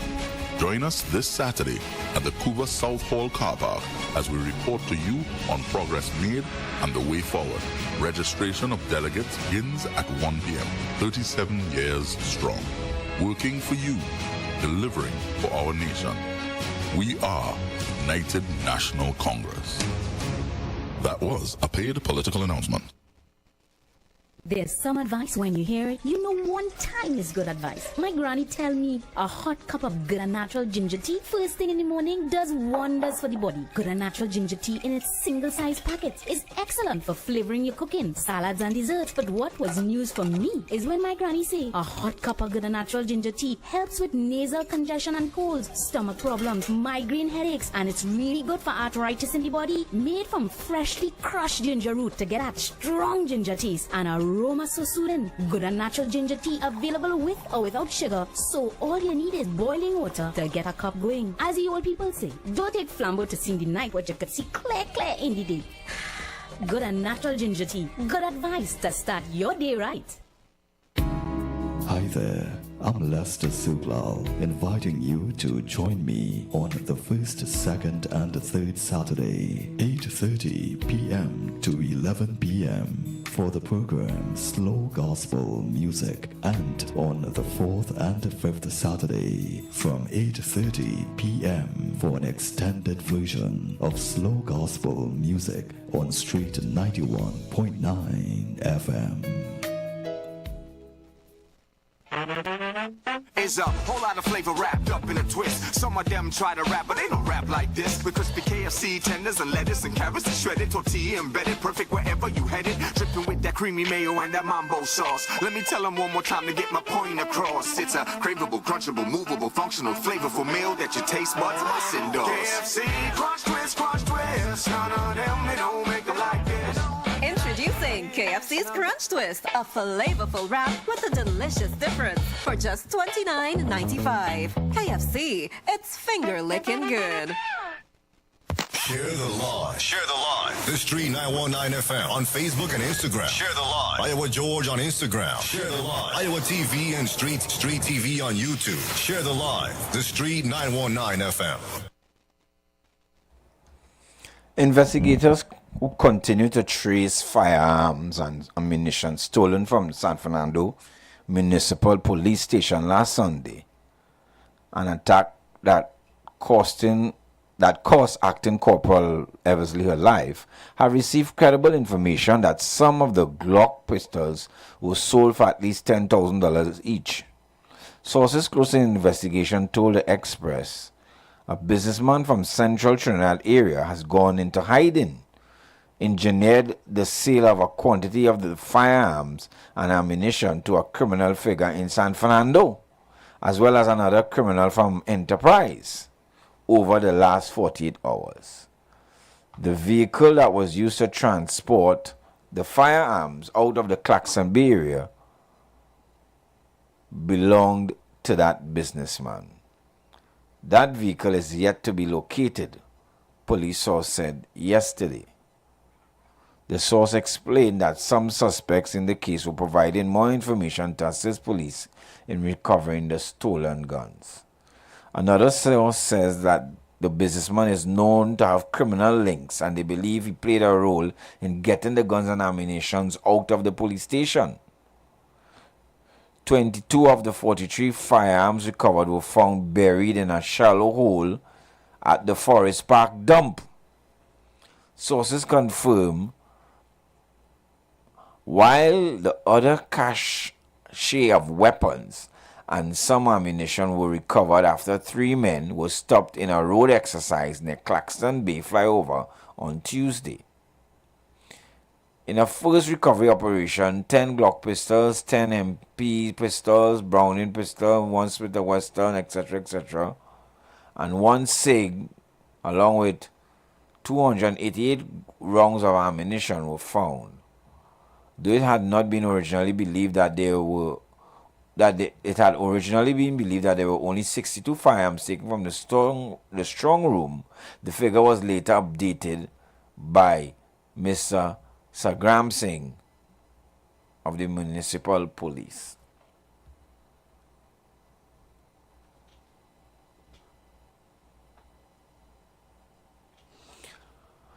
Well, if the rumor is that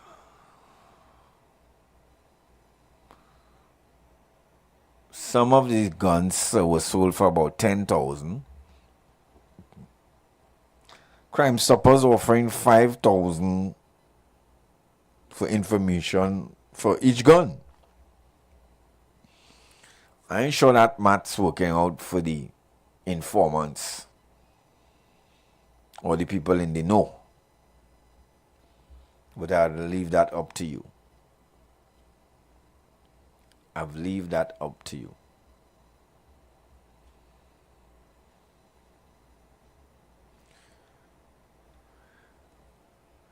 So we have a cashier who stole $53,000 from Western Union.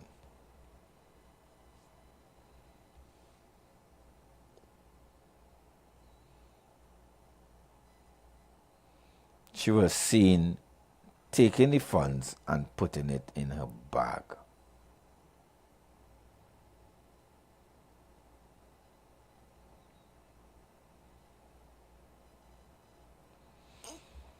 So we already know that the suspect is female.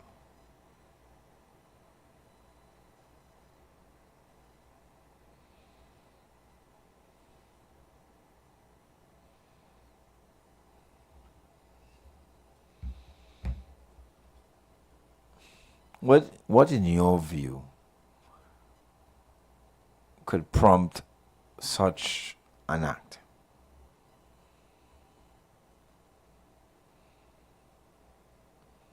Are you sympathetic towards the worker?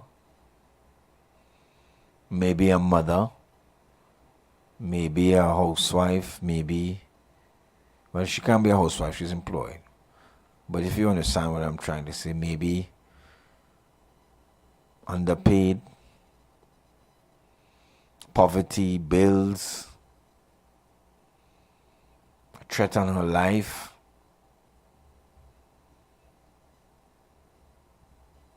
bad employee.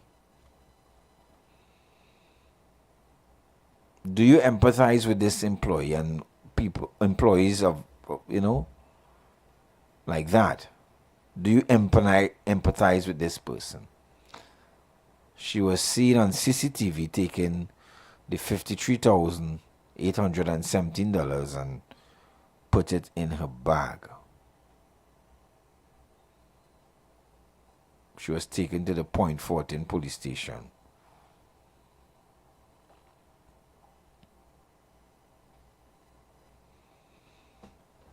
Again, is this symptomatic of a deeper issue? Or this is just a bad employee? Greedy, wicked and bad. Had no right. Obviously. And it was wrong. Because it's theft. But how do you view incidents like these, which are frequent in the workplace? Sometimes it's the bank.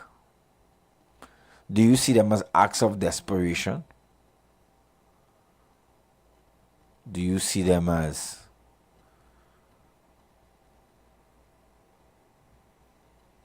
last resort to maybe social, financial, family problems, health issues?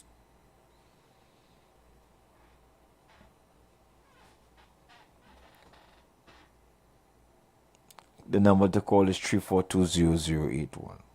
And we're going to go through some examples very quickly in this segment, some different stories that are appearing on the news. But this one is the one with the cashier. What do you think should what would you do? How would you treat with this cashier? Arrested and charged? Ask her to pay back the money? Allow her to keep her job? Is the money the only issue? Are you interpreting this act to have other issues? Are you afraid of this employee? Fire her. Lock up. Because definitely that theft would have economic consequences on the establishment and maybe colleagues. You never know. How do you view the situation? What would be your judgment? You are the judge. How do you see this? An employee has come before you, a female.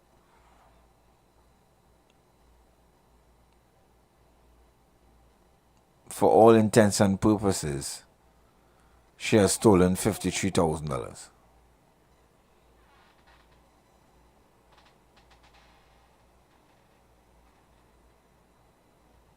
From Western Union.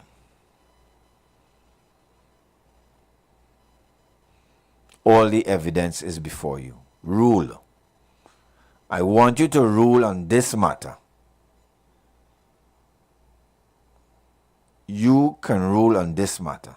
You tell me how you would rule. Or what are the things you'd want to find out before you make a judgment? What are the pertinent questions you may ask? Or you ain't asking no question. You ain't asking no question. $53,000 have gone missing. This lady, this woman, this girl is before you in your court. You be the judge today. How would you rule? The number to call is 3420081 4665391. You call me and tell me how will you treat with this. What are the questions you may ask? You're not asking anything. She wrong, she wrong. Thou shalt not steal. Bailiff. Lock up. How will you treat with this mother?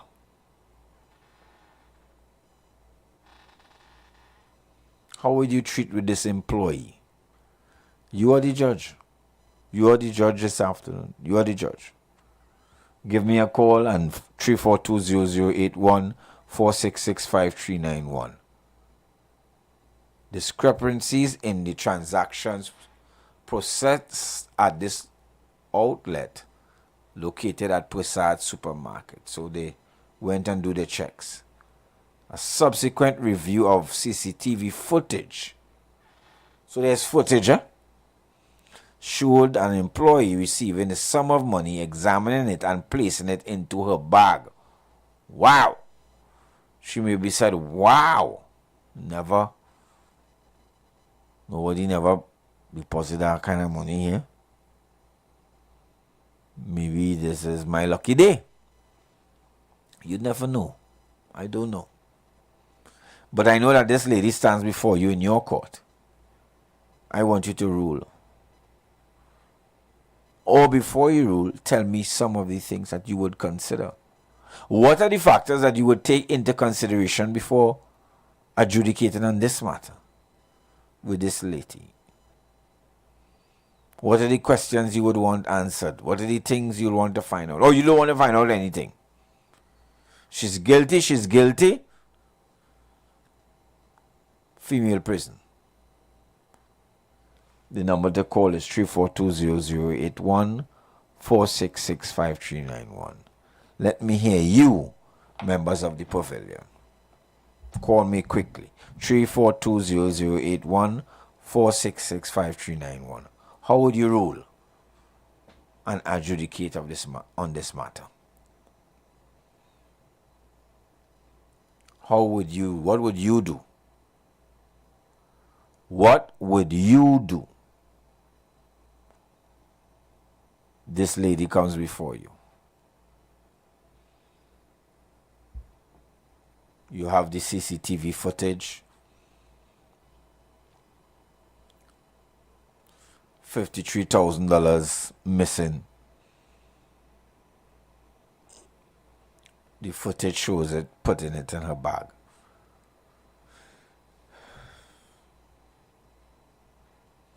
Desperation.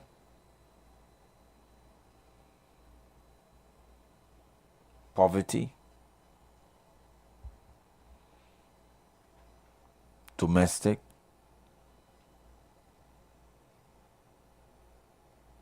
Are you empathetic?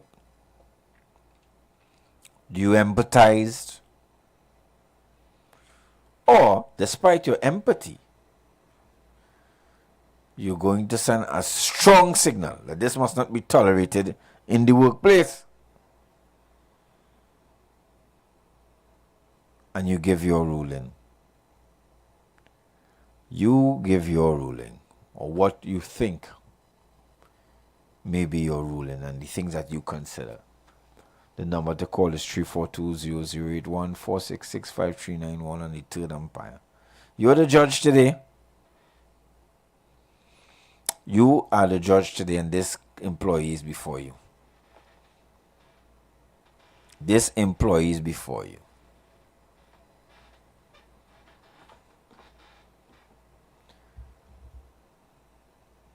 Allegedly, this employee has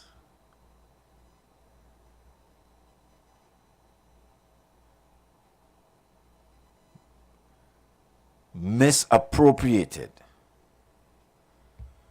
$53,000.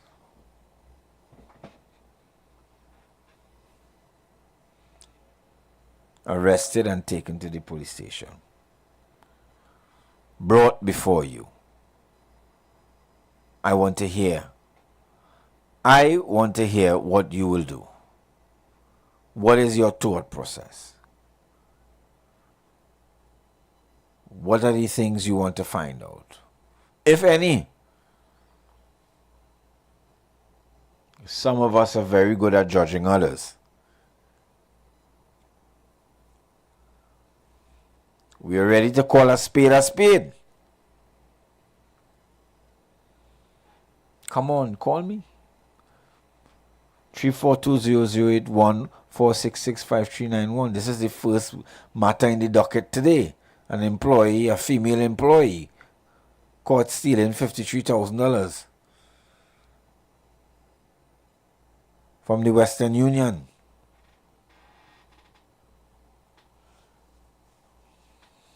How would you rule? How would you treat with that situation? How would you dispense with justice? I want you to tell me. I want you to have that conversation.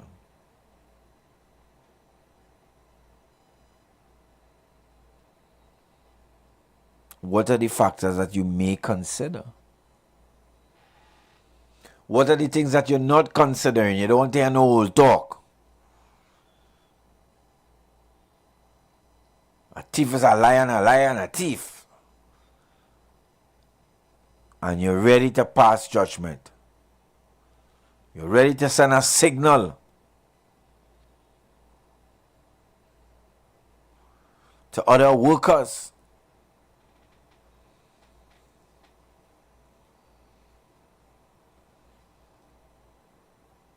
Or are you empathetic in some way? 342-0081-466-5391. You blunt members of the pavilion. You who judge people on a daily basis anyway. They just don't know. We pass judgment from time to time on a lot of things. You know, some people have a judgment for everything. We don't miss. We don't miss. We are very quick to judge. Man, if that was me, I would have shoot. If that was me, girl, if that was me. And if we're very quick. Today we're being very shy. 342-0081-466-5391. I know there are competent judges out there in the pavilion. I know there are people with their own opinions and they could back it up. They could back up how they will reason, how they will deal with this employee. This employee has stolen $53,000. Caught CCTV, putting it into her bag. Taken to the Point Fortin police station and brought before you. What say you, Your Honor?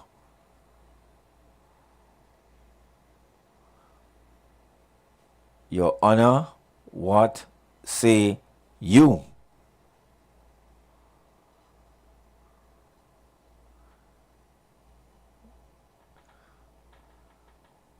Are you interested in the circumstances?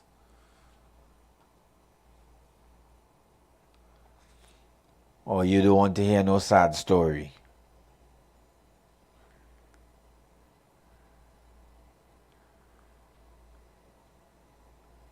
Are you empathetic? Are you an empath? Or the law is the law?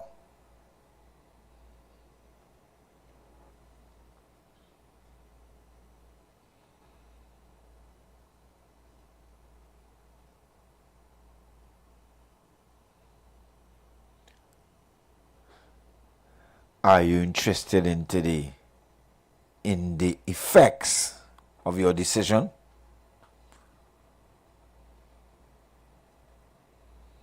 Or are you more interested in dispensing justice for the company who, will be affected economically? This is not as money some client or some person, some individual brought to maybe just send somewhere. I'm not too sure. And it would have to be replaced, and it will cost the company if it is gone missing.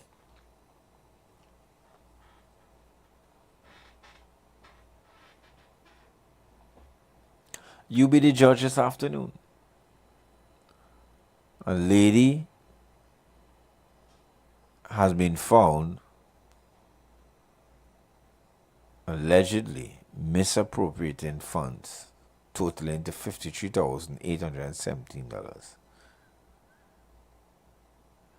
The CCTV footage shows that she received the sum, and after examining it, she placed it into her bag, her handbag. You rule. You rule this afternoon.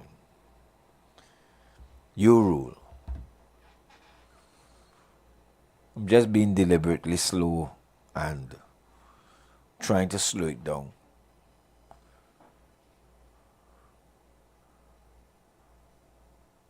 Sometimes it's very easy to judge.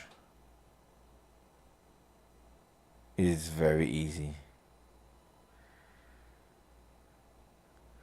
And in a way, the officers involved in that situation have already been judged by some of us. And maybe we're right, maybe we're wrong.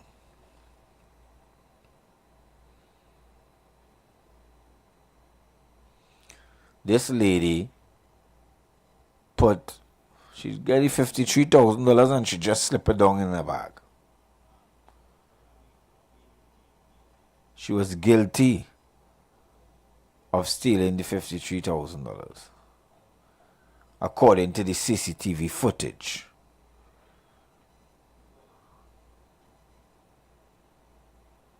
I want to know, what are the questions you're going to be asking?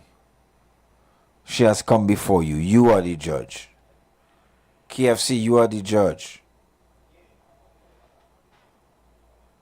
She has come to your court. Prezi, you are the judge. She has come to your court. She has come before you. Mr. Locator, she has come before you, sir. Your Honor.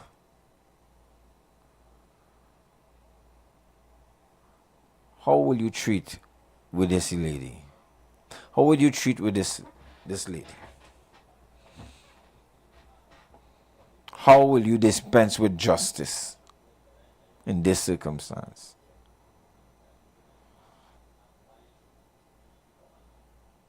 Are you, as I said before, sympathetic to whatever reason she may give?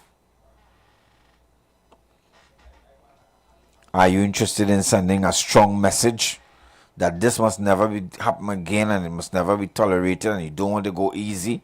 You think it will be setting a bad precedent? Or do you try to balance the scale?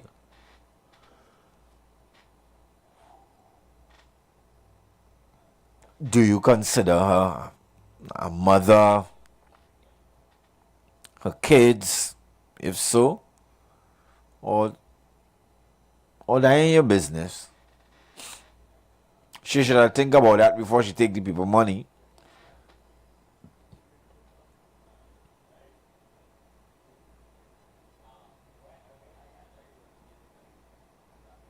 She should have think about that before she take the people money.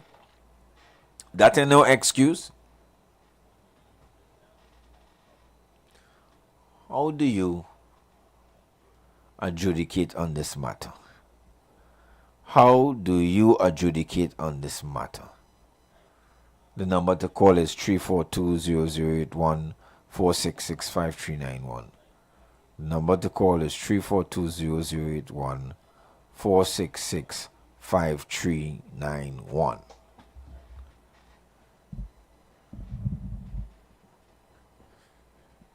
Give me a call.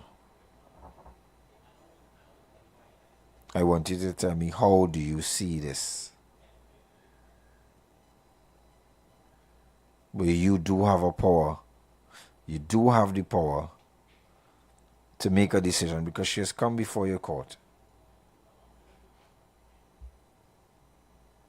It is not in contention that she stole the money.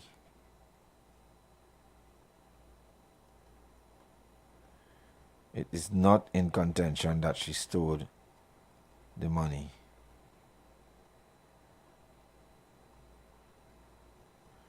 How do you see it? You see, issues of justice and run very deep. Issues of justice run very deep.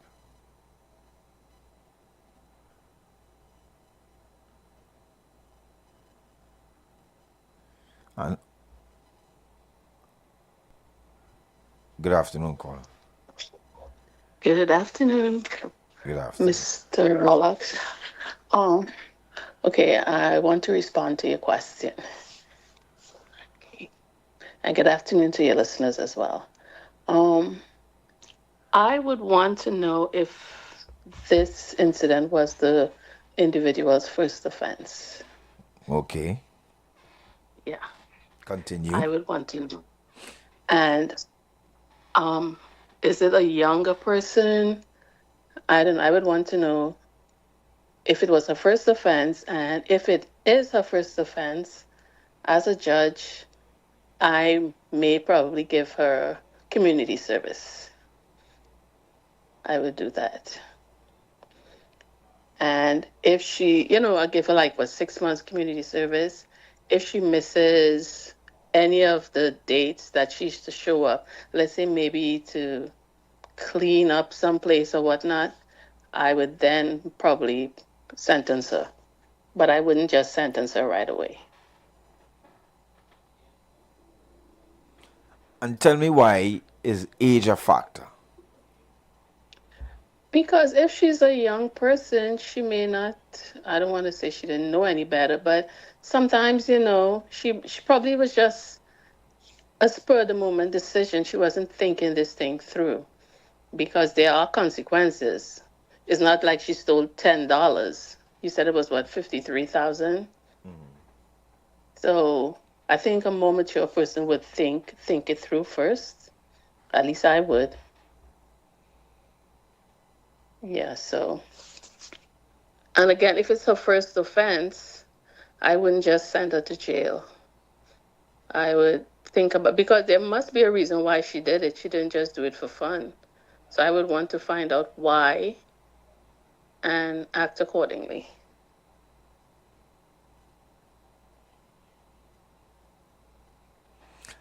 Anything else you would consider?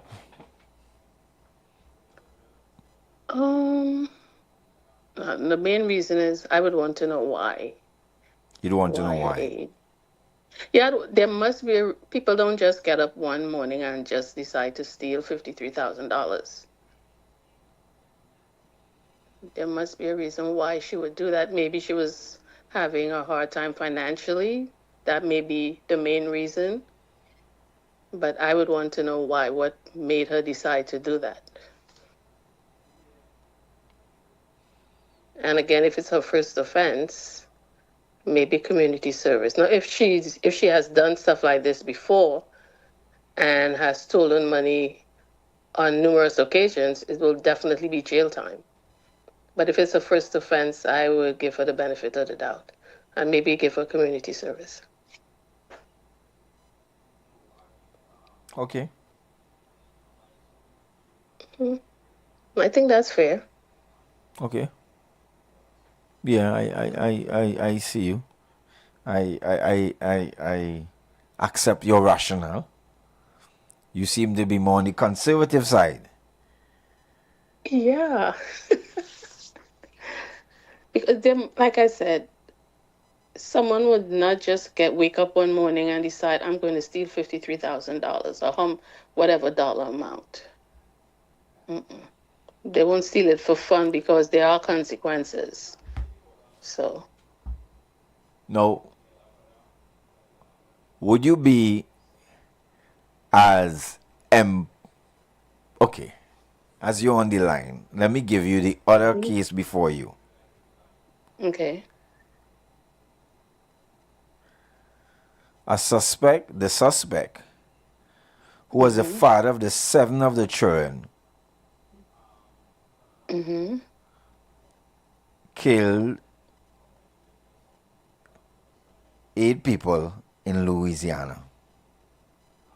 In a shooting that authorities describe as a domestic violence incident. The suspect's wife and a woman believed to be his girlfriend were also shot and seriously injured in the violence, which occurred at 2 homes in the early morning. 8 children in total were killed. Okay. Wasn't the shooter killed as well? Yeah, eventually. But for purposes of this discussion, he has come before you. Oh. Instant jail time. Instant jail? It's kids. Okay.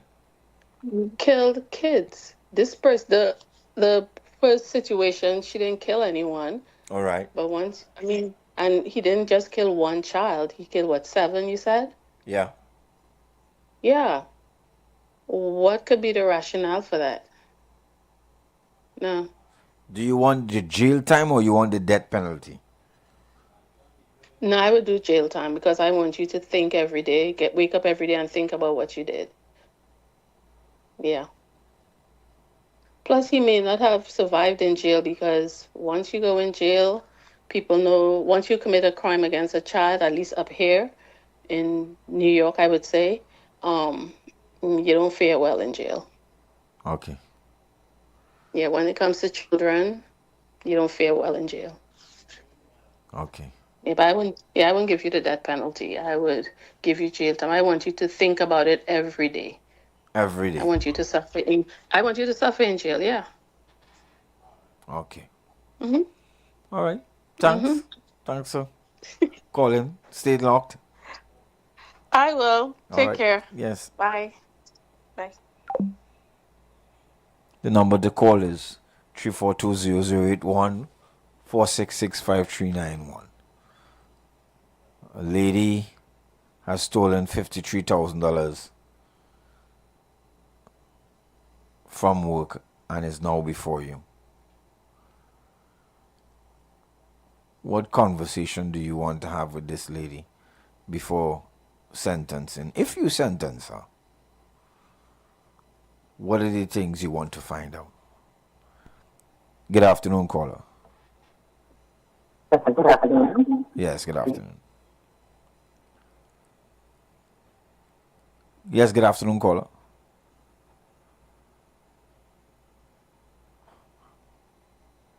Caller, good afternoon. Caller, if you're hearing me, you need to call back because I'm not hearing you. Maybe you mute your phone. Okay. Call ended. Please call back. I want to know how you would adjudicate in this case with this lady. Good afternoon, sir. Hey, good afternoon. Good afternoon, sir. Yes. And now work out and get to blend and come back. They will see a young lady 53,000. Yes. Woman, she work what happened here. Yes. But she come in your court. What conversation you having with her, if any? Well, I got actually she's a mock. You have a job. You see 53,000. You have a long-term investment. So right now she in front of a court. People want jobs real bad right now. Are you going to show her any mercy? Huh? Are you going to show her any mercy? Are you asking her any questions, or you just passing No, sentence? she do the crime, so she pay the time. She had to do the time. Eat some bread, drink some cocoa water. Right. And think about it. Because you throw your fruit down the drain. I sure she had a nice beautiful job. What job where she was working? It looked like Western Union. Western Union, well, she seeing money. She eye too long. me feel sorry for them because she have a job and then people need jobs well bad out there and getting a job. Look at it, I want a job to be able to have a cool myself, me getting no job. That's a long-term investment. Right. So you go with the people money and you lost your job. Plus in front of a court now, why not go on? Ronaldo, if you go, she go drop up in the back for she. Bless. All right, thanks, caller. The number to call 342-008-1466-5391. Lady allegedly stole, according to CCTV footage, she stole $53,000 from the job. She's in front of you.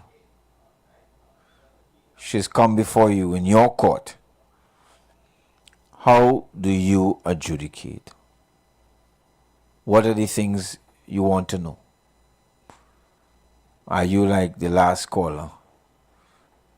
She do the crime, she had to do the time, that's about it. She have a job, a lot of people don't have one. No excuse. I don't want to hear it.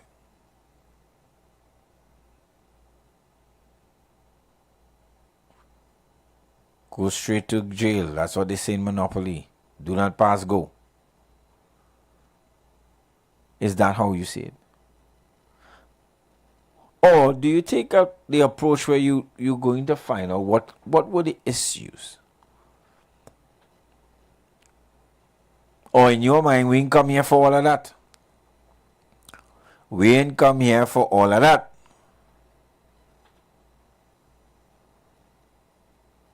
It's strict liability.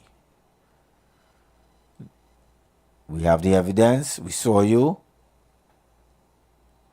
This is your fate. I don't want to know about your circumstance. I don't want to know about any of those things. Give me a call. 342-008-1466-5391. Give me a call. How would you adjudicate? And well, there's the man that has killed 8 children.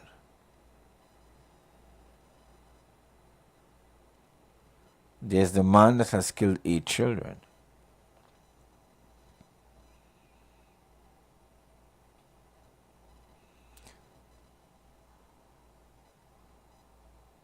Do you want to know why he did what he did? Are you interested in his mental state?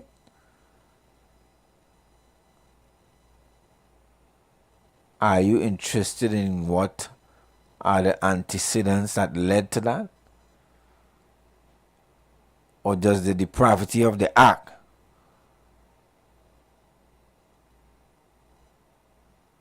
tell you that, again, no old talking?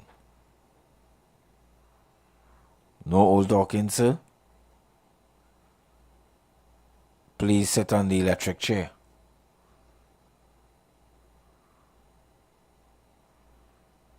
Are you of the view that somebody like this should remain alive? One caller said life imprisonment. Is life then an equitable punishment for death caused? Life?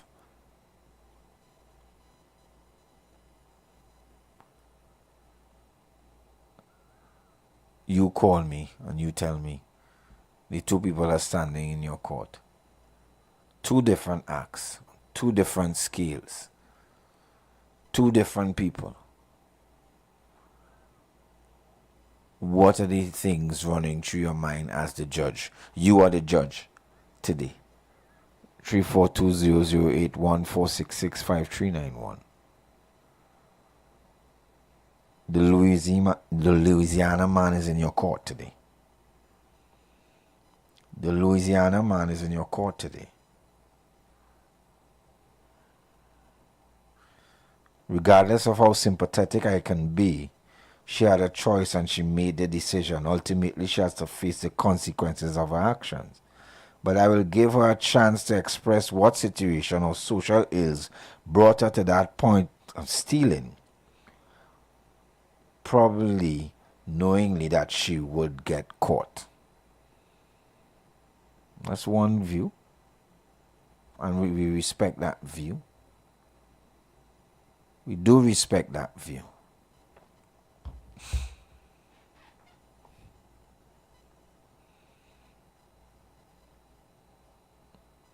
Now, do you ask the man what drove him to that?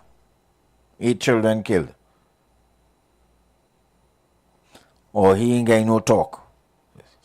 Sure, we talking about heinous crime. Sit in the electric chair.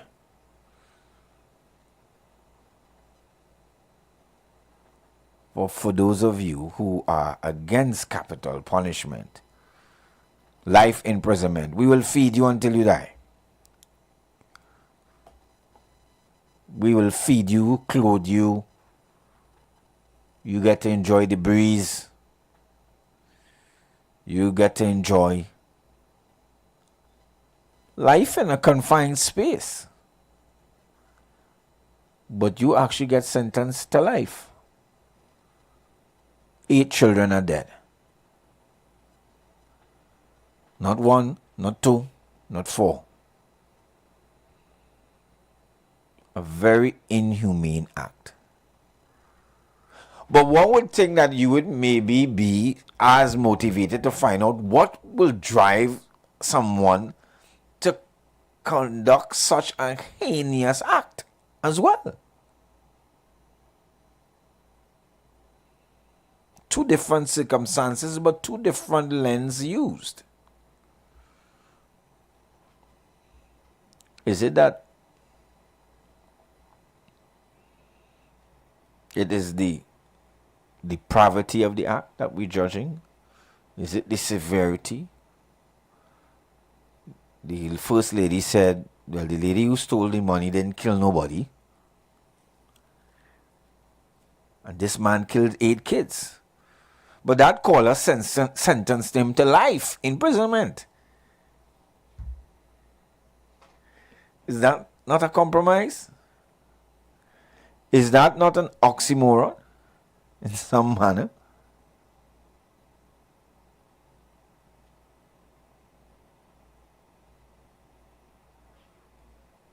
Those two people are in your court. Those two people are in your court. Come on, you members of the pavilion, call me. 342-0081-466-5391. How will you rule? What are the conversations you're going to have, if any? What are the factors you want to consider, if any? What may or may not be your sentence? Your sentencing, if any. You are the judge. We judge people on a daily basis, you know. We judge people on a daily basis without knowing the facts. Sometimes we say the facts not important. Everybody's supposed to know. Everybody's supposed to do. Everybody's supposed to do. And everybody's supposed to. And everybody. We do that on a daily basis. What are you going to do? What are you going to do? These two people are standing before you. The lady goes first. She stole $53,000.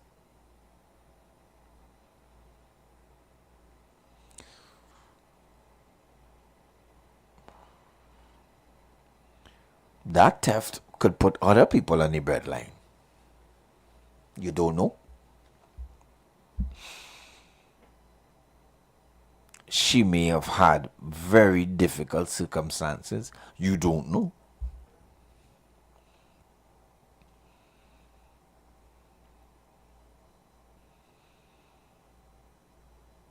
She may have medical motives. You don't know.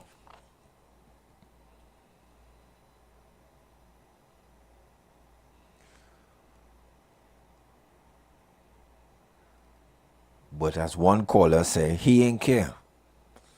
She do the act, she has to do the time. She have a job, he don't have one. So in his court, lock up and throw away the key. Do the time, you do the crime. That's how he sees it.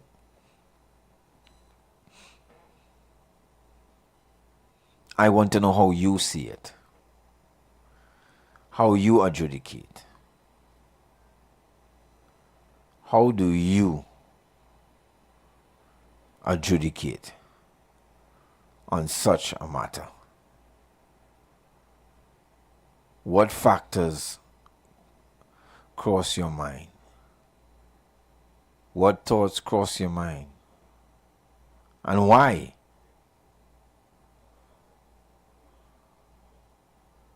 And why? We've had a very, very heinous act in a municipal police station in South.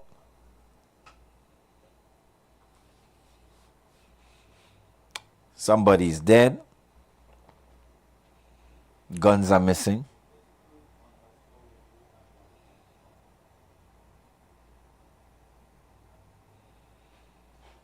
Police are on the hunt.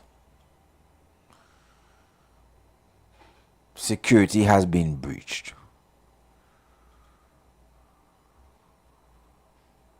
Some officers sent on leave. Investigation continues. Are we concerned with the circumstances that led up to these events? Or are we concerned with the acts? Good afternoon, caller. Yeah, Mac. Yeah, we know it's 8 babies dead. Yes. And the sentence demand for life. Well, one caller said she would sentence him for life imprisonment because she wanted him to think about what he did. What say you? You can't swing into all our blood and drink all Coty and live nice in jail. You put in front of the firing squad. Right. The children they're talking about. Okay. And anybody interfere with little children, we have no mercy for them. Right. Because them is the future of the nation. So long in what jail. Yeah, post will go, but Marcusson, I see the guns missing. I see that you the man under the bus because he come out and say 100 gun plus missing. Yeah. So they send the young leaf. So me no growing up with that day. I felt like that our politics or some kind of in that day. But them guns and them with them police, them with the gun missing there. Them is the guns that they be driving around and giving people. And actually when they should be on them, they are gun on them. I'm not sure. Oh no, I don't know. I'm wrong. I know what's going on. Oh, okay. They start guns on them. And even though you're an old man, they stand that thing in the truck on here. Yeah, frame. And try to set you up and all them kind of thing. But like I said, I find the system, Babylon system is too corrupt. And at the end of the day, it's a small man like me and you who's feeling it on the ground. Because that's too much corruption, boy. And at the end of the day, this one put allegation, this one doing that, and none of them going to jail. You know, somewhere in the world, when the corruption ended this hang here? Yeah. Yep. In some countries, yes.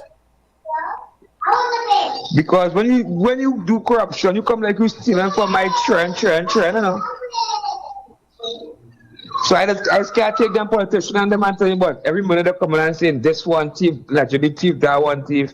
And they bring the evidence, and then they plan them go in jail and sit down. Okay, them in the square. They restore them down allegedly. Bless.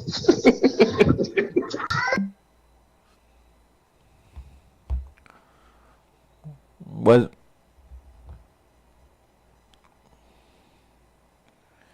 when it comes to children, I will be judge and jury. Clearly, his mental stability would be in question, but ultimately, he doesn't deserve to live after committing such crimes.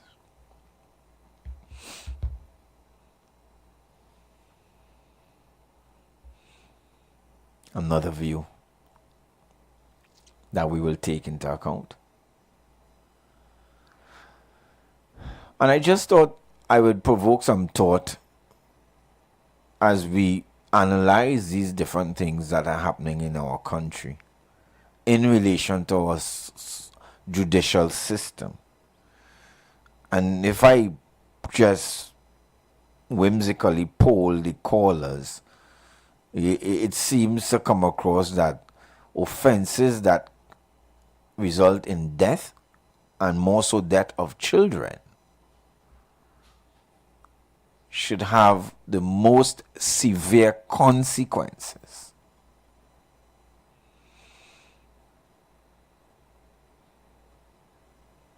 In our society, in our criminal justice system. Whether that is so or not, we will leave that for another day.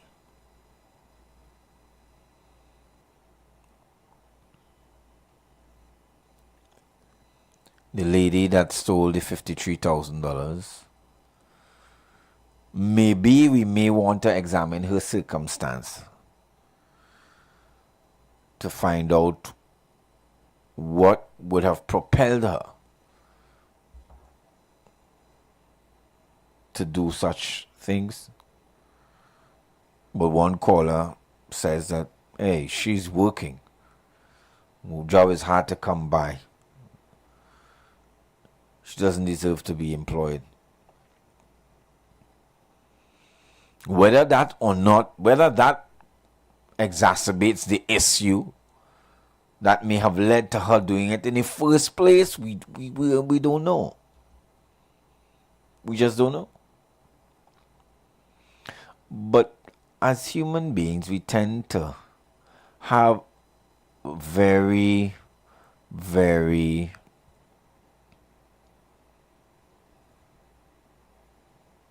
I'm looking for the correct word. Ambivalent attitudes, or very inconsistent attitudes towards crime and different types of crime.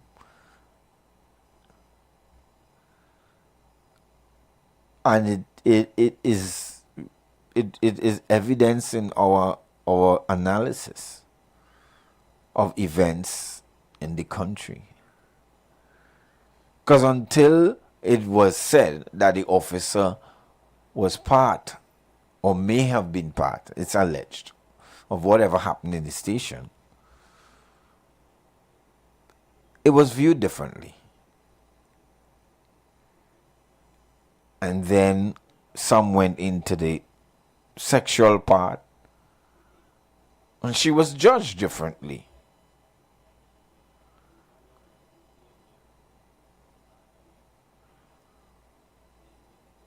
All committed among familiar people.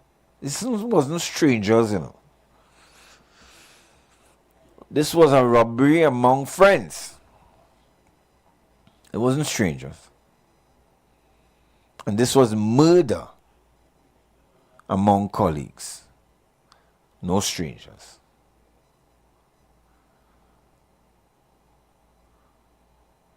No strangers. And in the case of the gentleman, it was murder among family.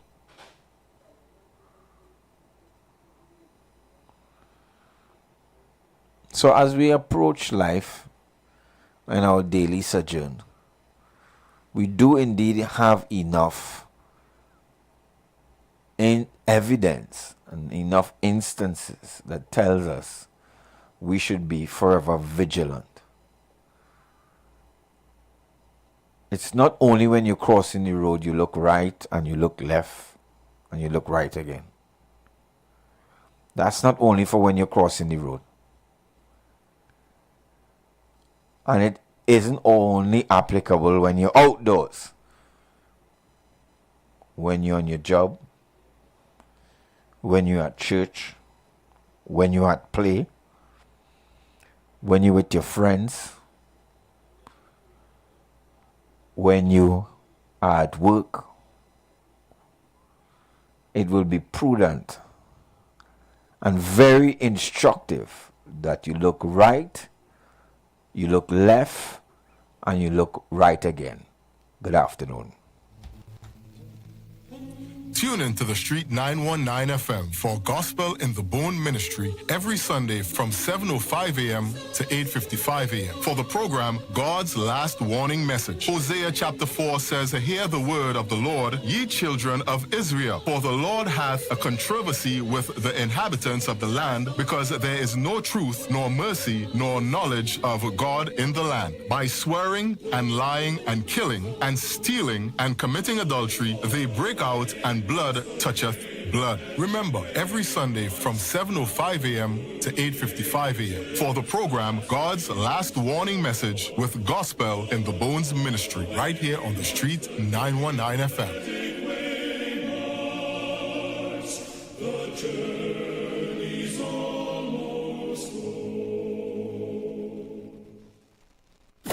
You've got bills to pay.